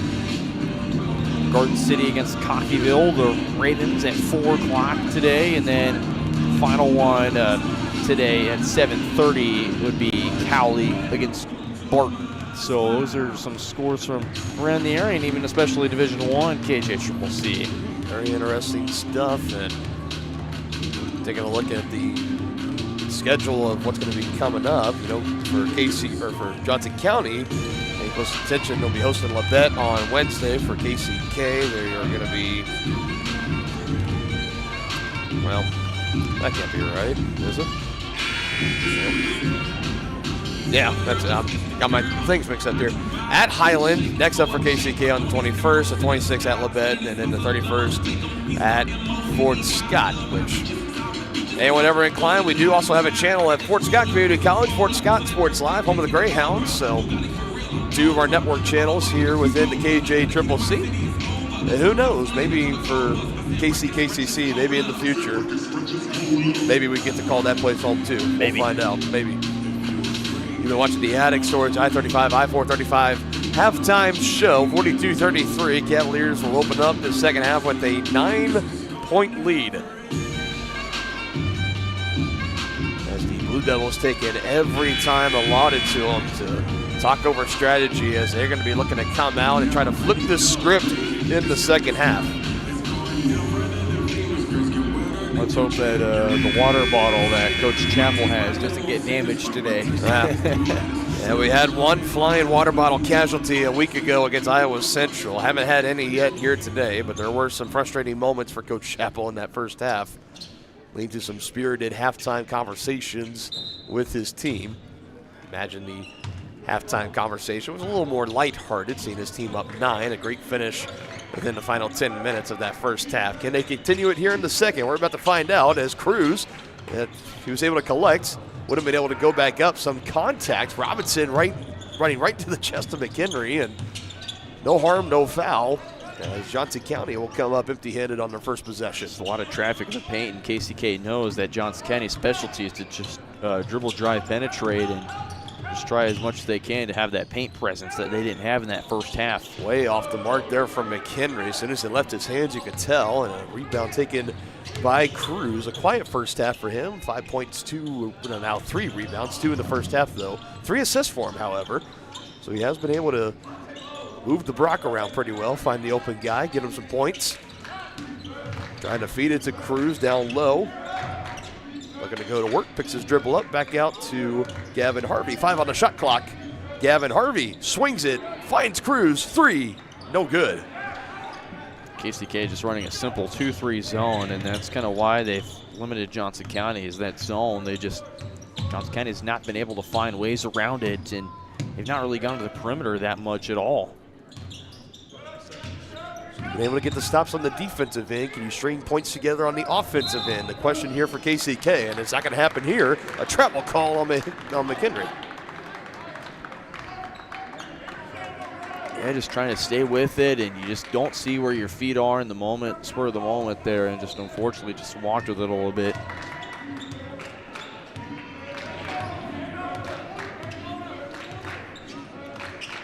Cavaliers winners of 13 of their 17 games this season when leading at halftime as Cruz gets stripped on his way up. It'll stay here with Johnson County. You know, certainly has to be happy about his team's performance. Coach Conrad, you see him in the far distance. Sitting around watching this game as the lob on the entry is good to Walker, and some collision inside. Malik Lewis comes up a little hobbled for the Blue Devils as Darren McHenry picks up his 3rd foul. And back to the line for Bryce Walker. It's not a position you want to be in if you're KCK. Have one of your perennial bench players be in foul trouble already. Once you go from just getting off the bench to being a perennial factor defensively and having a solid offensive game as well, it's not a spot you want to be in. Already 3 fouls.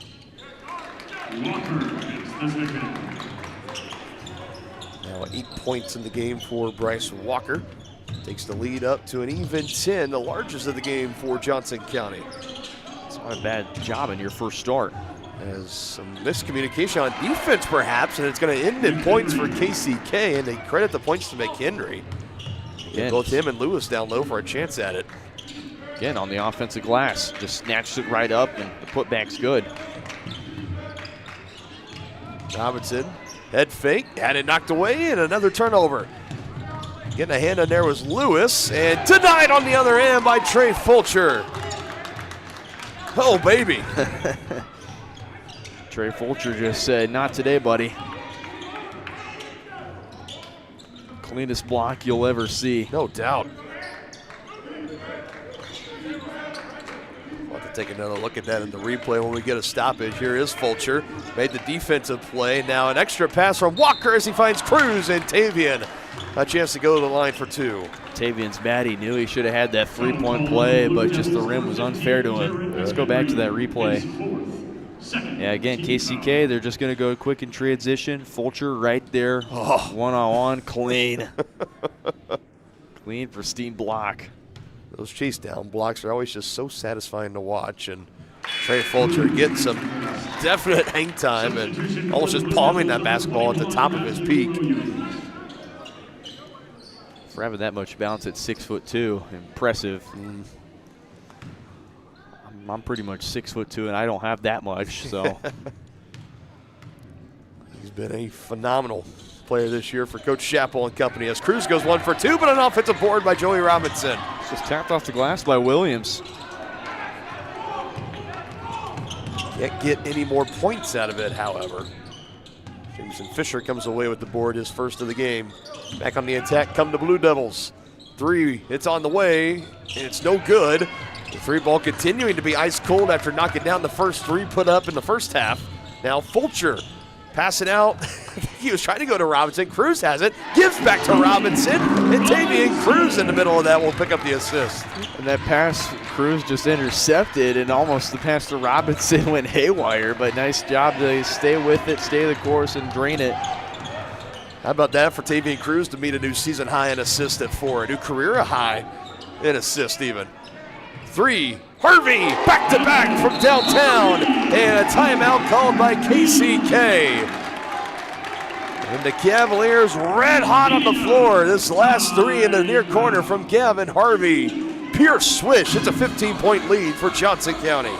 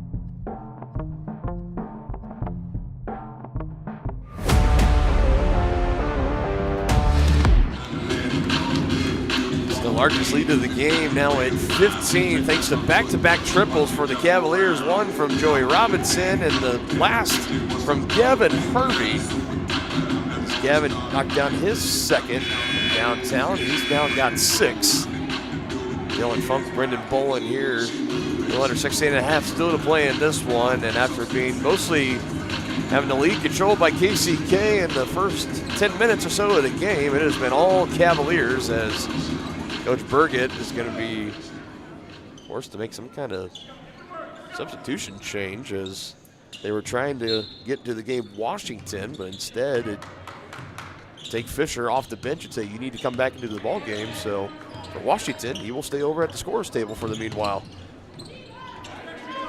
It's kind of the spur of the moment decisions that just don't work out. We'll have to at least wait till the next stoppage. Ali Booker a little short on his runner, and Bryce Walker collects another board. What a phenomenal start for Bryce Walker.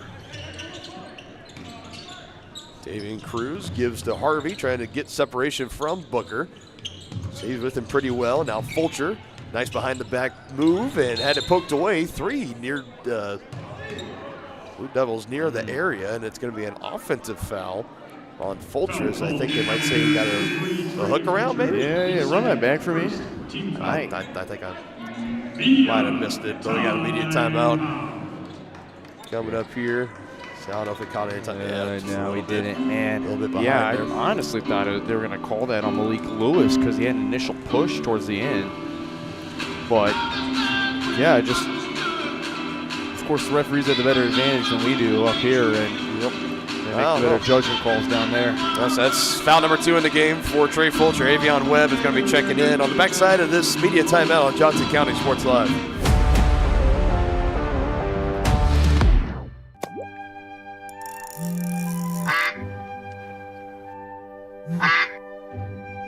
Oh, shoot.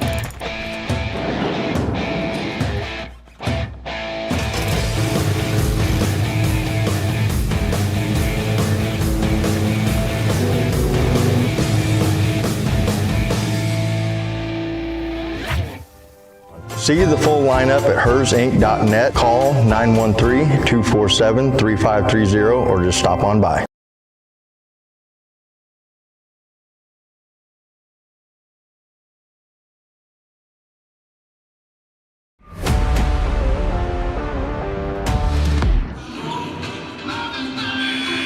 lot of stop and go here the past few minutes. Yeah. Timeouts, media timeouts in there. Trying to get our footing here in the second half. 15-point lead for the Cavaliers. Now last foul on Fulcher. Picks up foul number 3, and he gets checked out. Avion Webb, like we mentioned, back in for Coach Chappell. As the Cavaliers go back on defense, you got Webb, Walker, Cruz, Robinson, and Harvey. The 5 for the Cavaliers. Again, this floor is pretty slick. I almost just saw Ollie Booker slide down. Catch and shoot 3, no hesitation, and it's good for Kamani Ford, his 4th from downtown range. Kamani Ford must have said something to Cruz because he kind of gave him a little shove towards the end there. No love lost between these two teams. A lot of chippiness, a lot of jawing back and forth, up and down the floor the entirety of this game. Webb, crossover, attacks, finds Walker, nice find. Bryce just can't finish. Eventually finds its way back to Avion Webb, who's also denied, but a foul. And coming up, a little hobbled on the play for the Blue Devils is Kamani Ford. Kind of just hit the deck there. Yeah, trying to go for the block and just went to the floor and Webb just fouled on the way up there. Just landed a little awkwardly, and he was going over to talk to Coach Burgett, saying, I need to come out of this game right now, or maybe he's going to stay in. I don't know. He got Austin off the bench. Wants to stay in, but yeah, he's going. I think that might be one for Coach Burgett, going up to his guy who's the leading scorer right now. He's got 14, leading all Blue Devil scorers, and saying, I'm going to bring you out here for a minute and let you try to walk around on it. We'll keep an eye on that for Kamani Ford. Meanwhile, second free throw for Webb is up and good. A 2-for-2 trip for Avion Webb, the man out of Atchison, Kansas. Real Sin checks in for KCK. Saw him get some minutes in the first half. Finished with 2 points and 3 rebounds. Here he is with it right now. Austin just can't finish. On the baseline, it's a last off of, they're going to say last off of Joey Robinson, I believe. And this is conference play. We can check replays, or at least for Coach Chappell, he can challenge. Yeah. And I think this is one. I think that's off of Austin. Mm-hmm. They're gonna go to the table. This is kind of the first I've seen it, them using the replay, and you see them being active on the computer screen over there, and that's where they're gonna go. Yep, that's exactly what's gonna happen here. You take another look. This is what they're challenging. Again, ruling on the court was that it was a last off of Johnson County. I guess it would have said last off of Tavian Cruz. I said Robinson initially, but it would have been off of Tavian Cruz. If that's truly what the officials saw. You can see him there at the monitor. Gonna take a look. They got multiple cameras set up here. This is not our feed that they're looking at, but they have multiple cameras here in the gym, and that is what they are using for this replay review. So they have a couple cameras positioned. They've got, I saw one kind of in the corner of the side that we're on towards the rafters. They've got another one over there. They've got a few kind of hanging around. Seems to be a fairly quick review. Already walking away from the monitor. You can see the different angles on that screen. And remember, it's got to be clear and decisive evidence, just like it is in all the other major sports we watch with instant replay. Been a new tool introduced in last season when it was fully introduced, where you can challenge plays in conference play. This is something that's still fairly new, and this one rules in favor of Johnson County, as it'll be Cavalier basketball. Rightfully so. Just kind of the last second decision. I think the referee they just want to get a double. Don't want to get a second look on it, and it's kind of the right call there. Yeah, no doubt. So kudos to Cavalier players and coaching staff to be aware to go to the monitor to challenge. Meanwhile, Cavaliers in transition. Webb, high bounce, was trying to go to Aziz Judge. It just didn't quite work out. Snagging the board is Lewis, coming back the other way for KCK, and he'll go to the line for 2 as Cruz will be tagged with his second foul. Just into the party a little bit late there. Just unfortunately tried to go up and just didn't go straight up. Kind of just went for the deny there, and why he'll be tagged a foul here. Lewis now 3 for 3 at the free throw line today, shooting 70% 35 of 50 coming into this afternoon's action.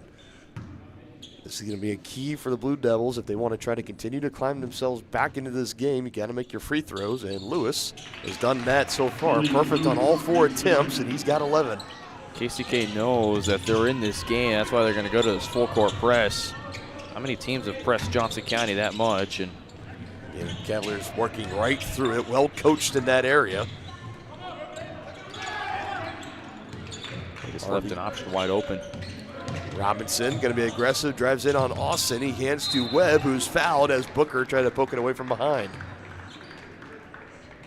I mentioned the fast, active hands of KCK. Booker is trying to go in as Webb was just not facing him.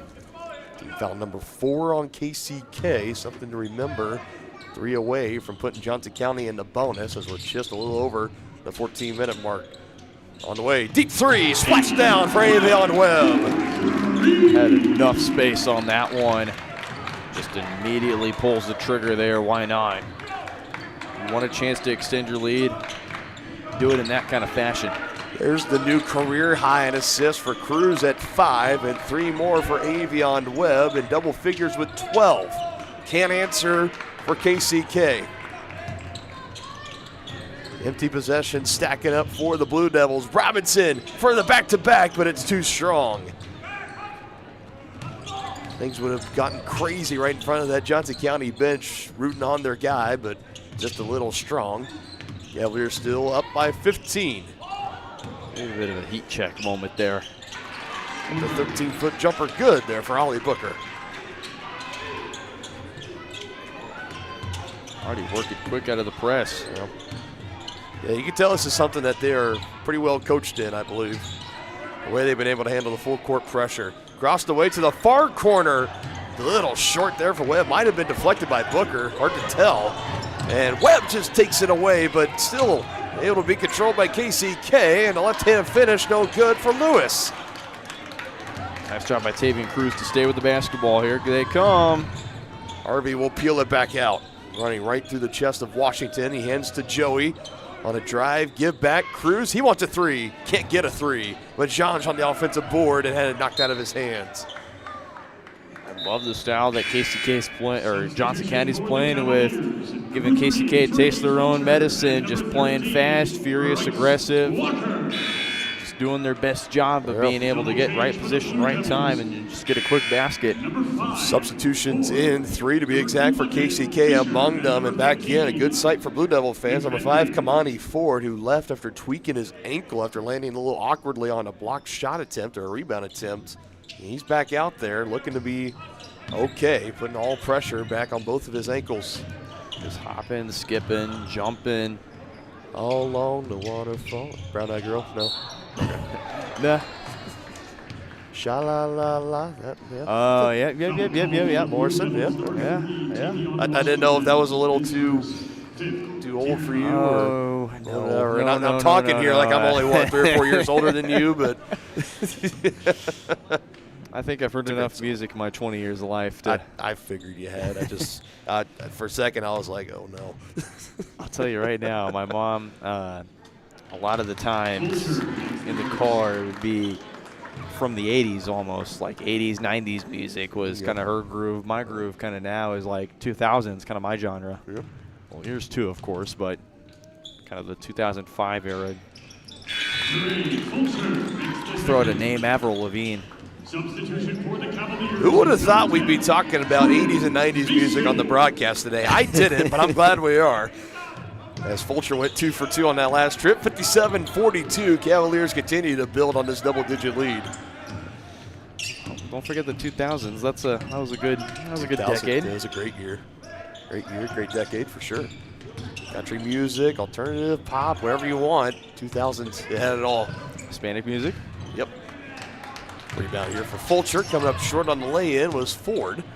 And the Cavaliers in transition, but can't get the feet off in time. DeJean's great recovery. Coming back for is Washington. And the lay-in is good off the glass for Fisher. Just determined there, and Coach Burgett wants a timeout, or I believe it's going to be media. It's one of the two. It's Burke gets timeout. Yeah, but also media. They could call it a media timeout, but it's a timeout taken by KCK. That'll leave them with 1 remaining. Johnson County still with 2. It's still with the lead. It's 13 for Johnson County. 11.5 to go in the ballgame.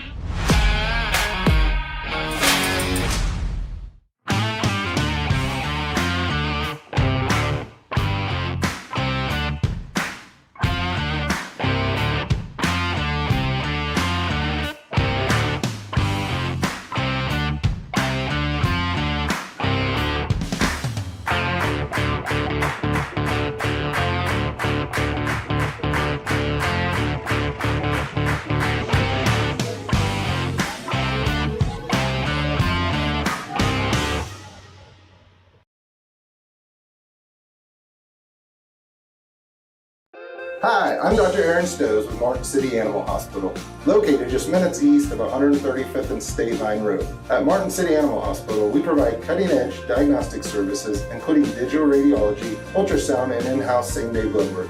Also, specialty care such as general surgery, cold laser therapy, animal chiropractic, small animal reproductive services, and dental cleaning. With 4 other locations and a team of 15 veterinarians, our commitment to you makes Martin City Animal Hospital the vet you can trust.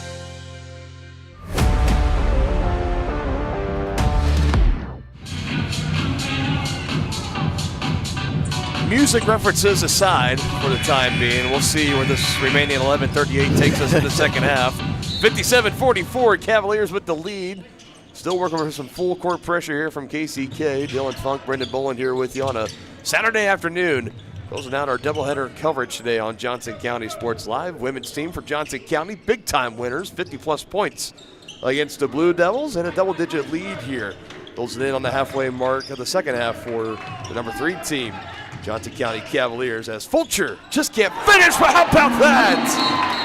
Oh my! Let him know, Bryce Walker. Let him know indeed. Make a play in your first start. I think he got a technical. Yeah, they assessed the technical to him. Put the technical aside. Let's have another look. Yeah, that's a poster. And that's on it's on Darren McHenry, who has kind of been the catalyst in this story. You make a poster dunk like that, and you got free throws on the technical handed to Walker. It's his second foul, and free throws. I think Lewis is the man taking them. Excuse me, Anthony Leonard, rather. Oh, man. You make a poster like that, I think you're allowed to get away with the technical foul being assessed to you. I think that's okay. You can just kind of see. We're going to pan to Coach Chappell. He just sat there with his arms crossed I just want one more look at this thing before we pickaxe back up. I think it was I don't think he said anything directly to McHenry. I think he turned around and was talking to his own teammates. And whatever he said, I think it was the magical word, I guess, or words. No, I think it was just the magical showboat motion, actually. Yeah. And you make an athletic play like that, you're allowed to flex. You're allowed to boast. I don't know. It's sports. It's competitive as hitting the elbow. Trey Fulcher will pick up his third foul and hobbled up Blue Devil, number 11, Jamison Fisher.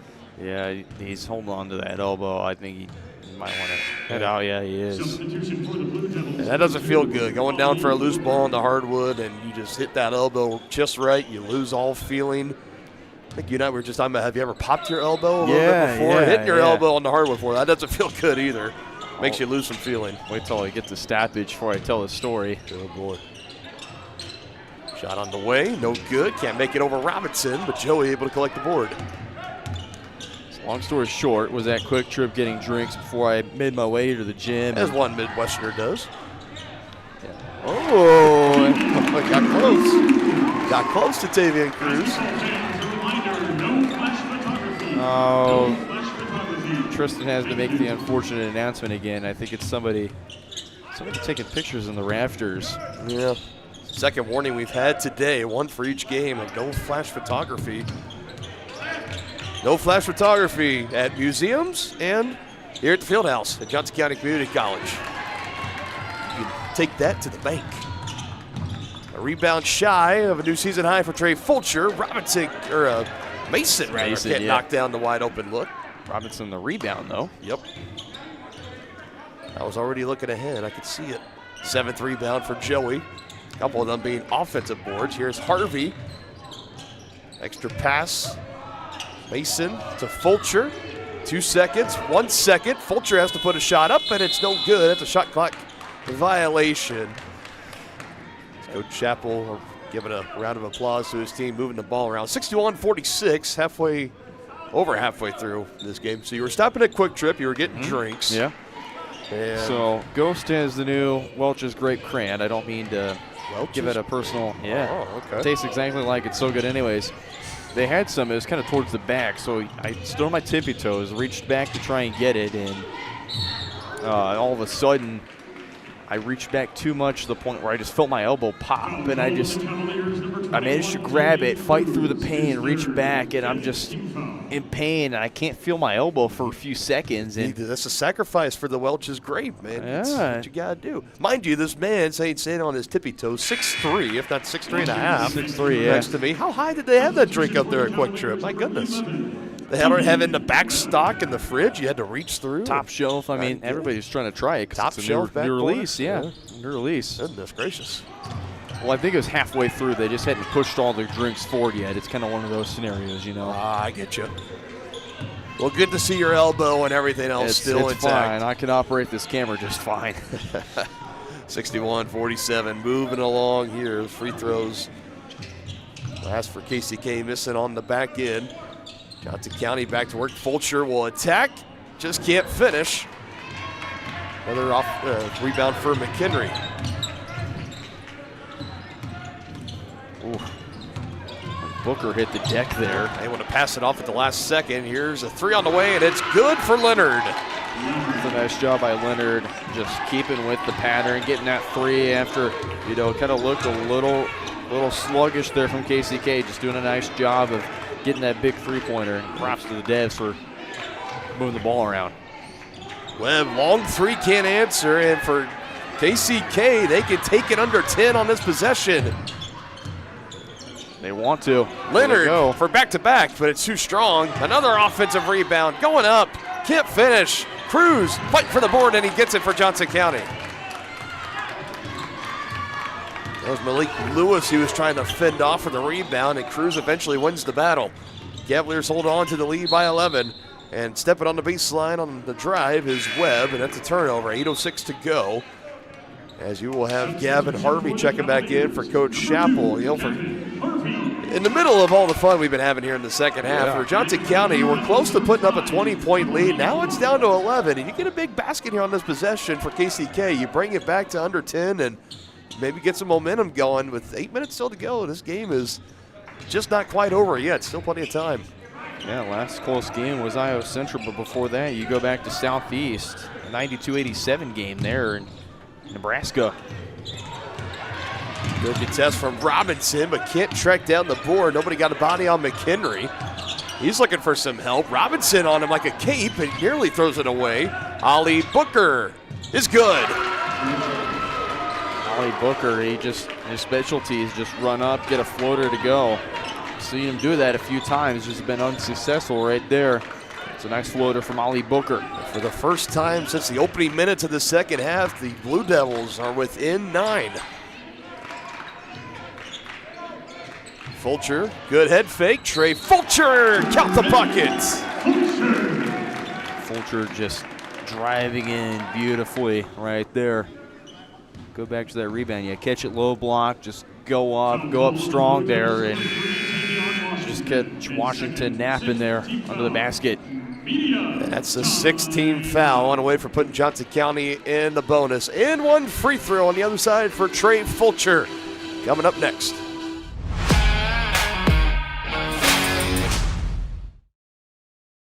For more than 20 years, Gherkin Rental has been the place to go to get the job done in eastern Kansas and western Missouri. With a huge selection of quality equipment, from roll-offs to trailers, telehandlers to generators, power washers to popcorn makers. Experienced equipment professionals and clean, well-maintained tools to help you get the job done right. the first time. Gherkin Rental. Stop by any of their 13 locations across the KC Metro or call 855-GHERKINS. That's 855-437-5367.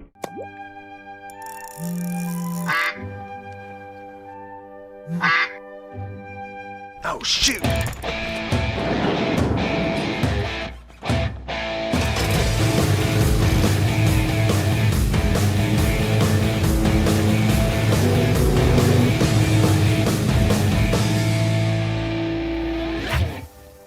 See the full lineup at hersinc.net. Call 913-247-3530 or just stop on by.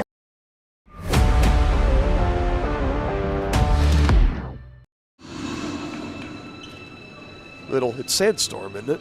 Yeah. Like a little sandstorm here. This break, 7:15 to go. One timeout remaining for KCK. 2 for the Cavaliers. The Blue Devils have been battling hard here in the second half. Haven't been able to get any closer than 9.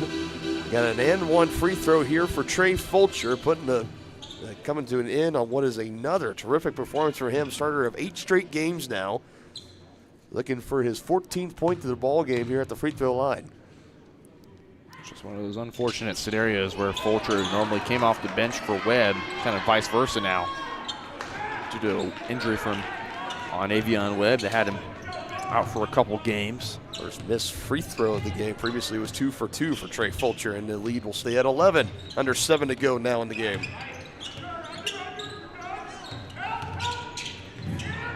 Three on the way, Leonard. Can't go. He hit one a few possessions ago, but hasn't been able to knock one down since on a couple more tries. Booker's hobbling to the other end of the floor. He hit the deck hard there. On that left knee as they go inside. Fulcher with space, kicks out to Mason. Trying to go back to Cruz, but he throws it away. Telegraphed by Leonard, who runs over the Cavalier. I believe that's Gavin Harvey. Yeah, it's Harvey, and Harvey's down now. Might have taken an inadvertent knee or shin to the face. Inadvertent, of course, and on top of that, insult to injury, Harvey will pick up the foul. Imagine introducing somebody new to basketball and looking at a play like that and being like, that's a foul on the guy in white, Gavin Harvey. Yeah. Like, he just got ran over and he picked up the foul? Yes. Just wrong place, wrong time. Both teams now 16 fouls, so very likely we're going to see the bonus here. About the final 6.5 or so. As another board collected by Cruz as that one just fell off the rim. Leonard upset about that. He really wanted that one. KCK has cut the lead down into single digits, now back into a double-digit deficit, just by 11 though. Now the Cavs going to like to try to move this basketball around. Under 10 on the shot clock. Harvey, signature pass to Robinson, who's too long on the 3. Just doing a nice job. You chew some clock to be able to move the ball around the way you are. Booker at the top, trying to go to work on Mason. Instead, hands it off, and a 3 from Ford is no good. Jordan Mason is going to out-hustle for the rebound against Tavion Washington. Ziploc tight defense from Johnson County there on that last possession. It's what you need to keep yourself with a lead like this.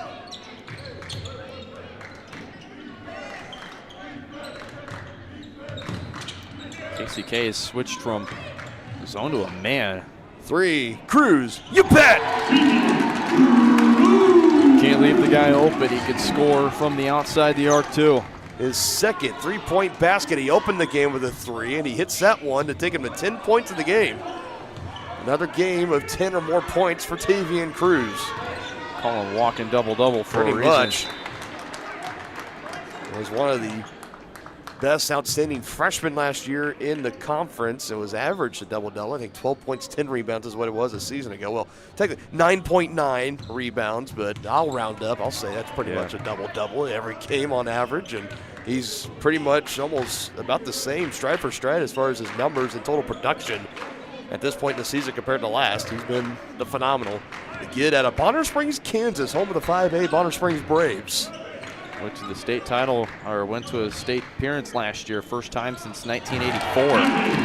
And a 3 swish on the far side for Gavin Harvey, and that momentum that KCK had after getting it under 10 is now staring up at the board. That lead has grown 69-52. Trey Fulcher can't believe that foul. Or they're going to call it actually on Mason. It's going to put the Devs in the bonus. I think for Fulcher there, he was kind of walking over to the official. I think he had to pull back at the last second because if he got a little too animated or a little too close, it could have easily maybe have teed him up. But showing his displeasure, that's for sure. As Bryce Walker will check back into the game. Bonner Springs program's definitely, it's growing right now. Cruz kind of the start of that under former head coach Dan Strite, now Coach Drew Groover in his second year again, taking Bonner their first state appearance since '84. Well, he had it a couple of home games ago for this men's state. They were facing North Central Missouri College, and you mentioned Coach Strite for the Braves. His son, Kalen Strite, currently playing for the Pirates. So there was a moment where we had both Cruz and Strite on the floor together, brave on brave. They were even guarding each other a couple of times in that game. It had to feel like practice for them back in the day, for sure. Yeah, for sure.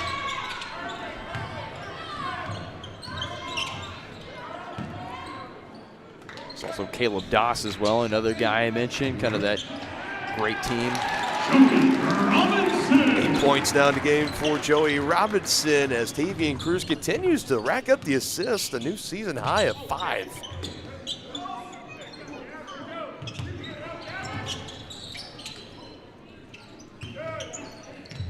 Three, need it, but too short. Cruz might have gotten a fingertip on that one. Might have, yeah. It was all up in the face there. Definitely well short there for Malik Lewis. Another media timeout on the floor. Johnson County 71, KCK 53. Tavian Cruz, 1 of 2 from downtown.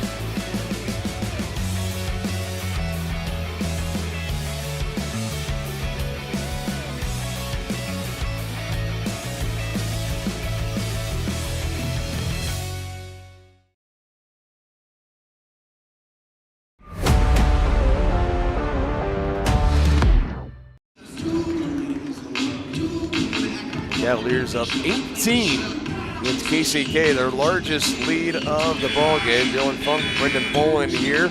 Putting the final touches on our doubleheader this afternoon. 3:44 to go in the ball game. It has been all Johnson County. From about the 10-minute mark of the first half on, Cavaliers have dominated 30 of what's going to be the 40 total minutes of this one. New Cavalier in the game for the first time, Max Johnson. As Fulcher has his man hit the deck, and they're going to get the offensive foul on Trey Fulcher, and that's number 4 on Trey. And you see Tavian Cruz telling Trey to get back and not say anything else. And yeah, do the 4 fouls, that, and just not wanting to have anything else happen, just get him off the floor. Yeah, we don't need technicals handed out here, and have an incident. I'm sure everyone has seen the clip of the technicals handed out. It was a high school basketball game last night in Eudora where oh my goodness, technicals were handed out, player ejected, and then a referee flop. That was bizarre. Yeah, crazy stuff. Of course on our network too. Yeah, make it even better. One of our many high school channels we work with at Eudora High School, home of the Cardinals. Former Cavaliers season ago, Traeger Raider called Eudora home for his 4 years of high school ball. Against Bonner Springs, of course. Current Tavian Cruz, former Brave. Yep.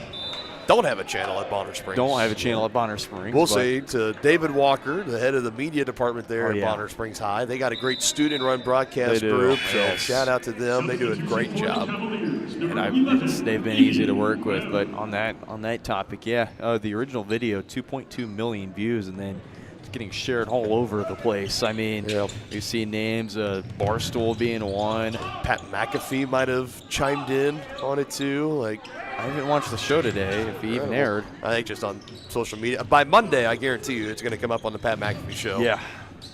It's been a clip making the rounds all over social media and across the country as a desperation heave three is put up and an offensive board collected by Tavian Cruz. Nicely done. And a fresh 20 earned here by Johnson County. Last time I checked, 16 hours of that live stream going live, 2.2 thousand views on that video.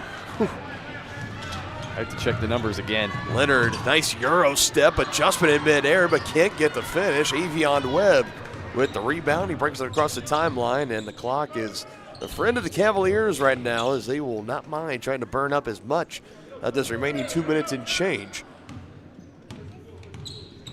They can take it to about a minute 54 if they use all the time on the shot clock. Whoa, okay. But to Walker underneath, he gets the rattle in. 2 more for Bryce Walker, making his first start today. No Aiden wing all game long, in street close today for the Cavaliers, but it has been no problem as they now have their largest lead of the game at 20. I can't wait for your reaction to this, Dylan. It sounds like we got an update on the total view numbers of that clip as a rebound taken here by Cruz. 20 hours, 8.2 thousand views. Wow. The look on your face is priceless hearing that. I mean, not for the right reasons, but 3 for Walker, no good. Yeah, if you tell me if that's like a playoff football game or something, it's great numbers, but the fact that everyone's tuning into that broadcast just to watch a referee flop is unreal. Insane. After the fact, I'm saying not if you were watching live and watching the game, of course you were watching Eudora Sports Live. Yeah, we appreciate you, of course. But the majority of those views definitely for that viral clip of the official flopping, which it's the most bizarre clip I've seen of any officiating ever, I think. It was just unreal. Shout out Reed McAvoy, Hayden Harves, our Eudora Sports Live crew. Hayden Harves particularly running the camera, getting all of that on frame. And watching the drama unfold. Yeah, it was just a split second before, he managed to just have it in frame, the incident. But also the huddle footage also has been going around as well. That's kind of the main footage that we've seen, but also ours as well, being that source that was actually live, funny enough. So we're going to close this out. It's a splashdown Avion Webb 3. The body language, you can just tell both these teams kind of understand that it's game over right now. The Cavaliers are going to round this one out. They will move to 18-0. They continue to get closer to the best win streak of all time under head coach Rand Chappell. That was 20 to start a season back in the 2021-2022 season. So 2 away from tying 3 to set a new record. And at Labette, or versus Labette here at home on Wednesday. Next Saturday on the road at Fort Scott. And then the following Wednesday at Neosho. So 2 of the next 3 going to be on the road for Johnson County. As McHenry will cap off his day at the free throw line. Gavin Harvey will bring it across, dribble this clock out. They met 4 times last year. Cavaliers won 3 of them, and they win the first of this season. Final score, Johnson County 78, Blue Devils 59.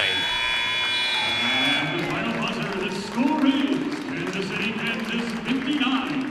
Johnson Just an County impressive win for Cavaliers. a 19-point win. Yeah, I mean, great job by Johnson County staying the course, and this time finding ways to keep themselves ahead. And, as soon as KCK started cutting back into that lead, they found a way to increase that lead, and they win it by 19 here at home and complete the sweep over KCK. First set of 2 matchups. So they will play again coming up. It'll be February 11th at KCK. Next time these 2 teams will meet. 2 guaranteed. Could cross paths again potentially in the Region 6 playoffs, but we'll just have to wait and see on that. And for the Blue Devils, they have lost back-to-back games and now fall to 0-2 in conference play. Johnson County a perfect 14-0 here on the home floor, 4-0 on the road. It's been a little over a calendar year since the last home loss for this team here at home, Johnson County. That last was back on January 9th of 2025 against North Central Missouri College. As we're just awaiting the final stats to be delivered to us up here as we go into the Johnson County Sports Live post-game show. You've been watching this doubleheader along with us all afternoon. Dylan Funk and Brendan Bolin. We're so glad we've been able to keep you guys company all throughout today, even in the midst of the NFL playoffs rolling along and all of that. Had a good one, a pair of good ones here today. If you're a Johnson County fan, at least. Big winners. Women win it by over 50, and the men take care of business 78-59. Good enough for a 19-point win. Here's some quick numbers here. First, point totals for both teams. We'll start for KCK. You had 3 of the 5 in double figures. Leonard with 13, Ford with 14, 10 for Lewis, and 3 for Fisher, and scoreless in the game for Williams. Off the bench, you had Ollie Booker chipping in 7 points. Tavion Washington with 2, 8 for Darren McHenry, and 2 for Riel Austin. Blue Devils finished shooting 34% from the field, 28% from 3, and 75% from the free throw line. And for Johnson County, 4 of the 5 starters scoring 10 or more points tonight. Only one being Joey Robinson on the outside looking in. 8 points, oh so close, to go along with 9 rebounds and 4 assists. Not a bad game for Joey whatsoever. 13 for Gavin Harvey, 13 for Trey Fulcher, and you had 10 for 10 rebounds for Tavian Cruz with 11 points. That is yet again another double-double for Tavian Cruz. It's now his 4th double-double in the last 5 games, just doing what he does best. 2 for Aziz Johns off the bench, 4 for Jordan Mason, 15 for Avion Webb. Cavaliers finished game shooting 47% from the field, 40% from downtown for a total of 12 for 30 and 67%, 12 of 18 from the free throw line. And a strong performance for Coach Chappell's squad. Brendan helped them close out for Johnson County, at least the doubleheader sweep against conference rivals KCK. Yeah, you can't have a better start for both your basketball programs right now if you're Johnson County. Both of them undefeated, top 3 in the rankings, dominating conference play the first 2 games. So I don't think you can ask for better right now, especially, we're going to preview, of course, this men's side, and you look at the stats. It's pretty close on kind of the extra stuff. Points in the paint, KCK 24-22. Points off turnovers even at 12, 10-8 in favor of the Cavaliers. Cavaliers did a nice job of swinging things back in their way in terms of second chance points, but look at the offensive rebound numbers. They were able to beat them by just 1, 10-9 in offensive rebounds. So they changed the way they played, and it kind of complemented to the margin of victory, I must say, and that speaks volumes on how quick this Cavalier team can, take advice and take coaching and kind of change strategies and do it at a high level. And they did just that. They fixed the areas that KCK was dominating, and they turned it into opportunities, and they turned it into a strong suit for them. So impressive job by the Cavs today for turning it around in the second half. Had a really good second half, only despite scoring 36 compared to the 42 they had in the first half. They had a nice margin on KCK the entire game, and I think it just speaks volume to what Coach Chappell is doing, the depth he has, and for not having Aiden Wing too, mind you, which for being the 3-level scorer that he is and as dangerous as he is from inside the arc, and especially sometimes we see him from outside the arc shoot the basketball, you got to give a shout out. And if you had to give a player of the game, and he didn't flash on the stat sheet, but you got to give it to Bryce Walker. I mean, you come into a scenario where, you're going to go in as the starting guy, and you're normally known for being the 6th man off the bench, 7th man off the bench even, because you have Avion Webb, of course. But in 20 minutes, 12 points, 4 rebounds, 2 assists. You get 2 blocks in there as well, and you only foul 3 times. So just an impressive job for Bryce Walker to fill in for 20 minutes and put on the production he did. And I think if you had to give a player of the game, you got to give it to Bryce Walker for what he did in his first start as a Cav. Yeah, I think he was great and stepping up in a short notice. I mean, it was something that we found out as soon as they were kind of coming out on the court and warming up that it was going to be Aiden Wing that missing his first game of the season. And, you talk about missing a guy like him, who's the leading scorer for Johnson County, 18 points, 6 rebounds, 3 assists on average coming into this game. His production has dipped in the past 2 games. You could tell he had season lows in assists. He had season low in points in the last game against Highland. It was just like something doesn't quite look right. Now he missed the game here today. So maybe he's just been battling through something, and Coach Chappell saying, you know what, let's get that rest up, take this game off. Hopefully we can see him back here on Wednesday in the home game against Labette.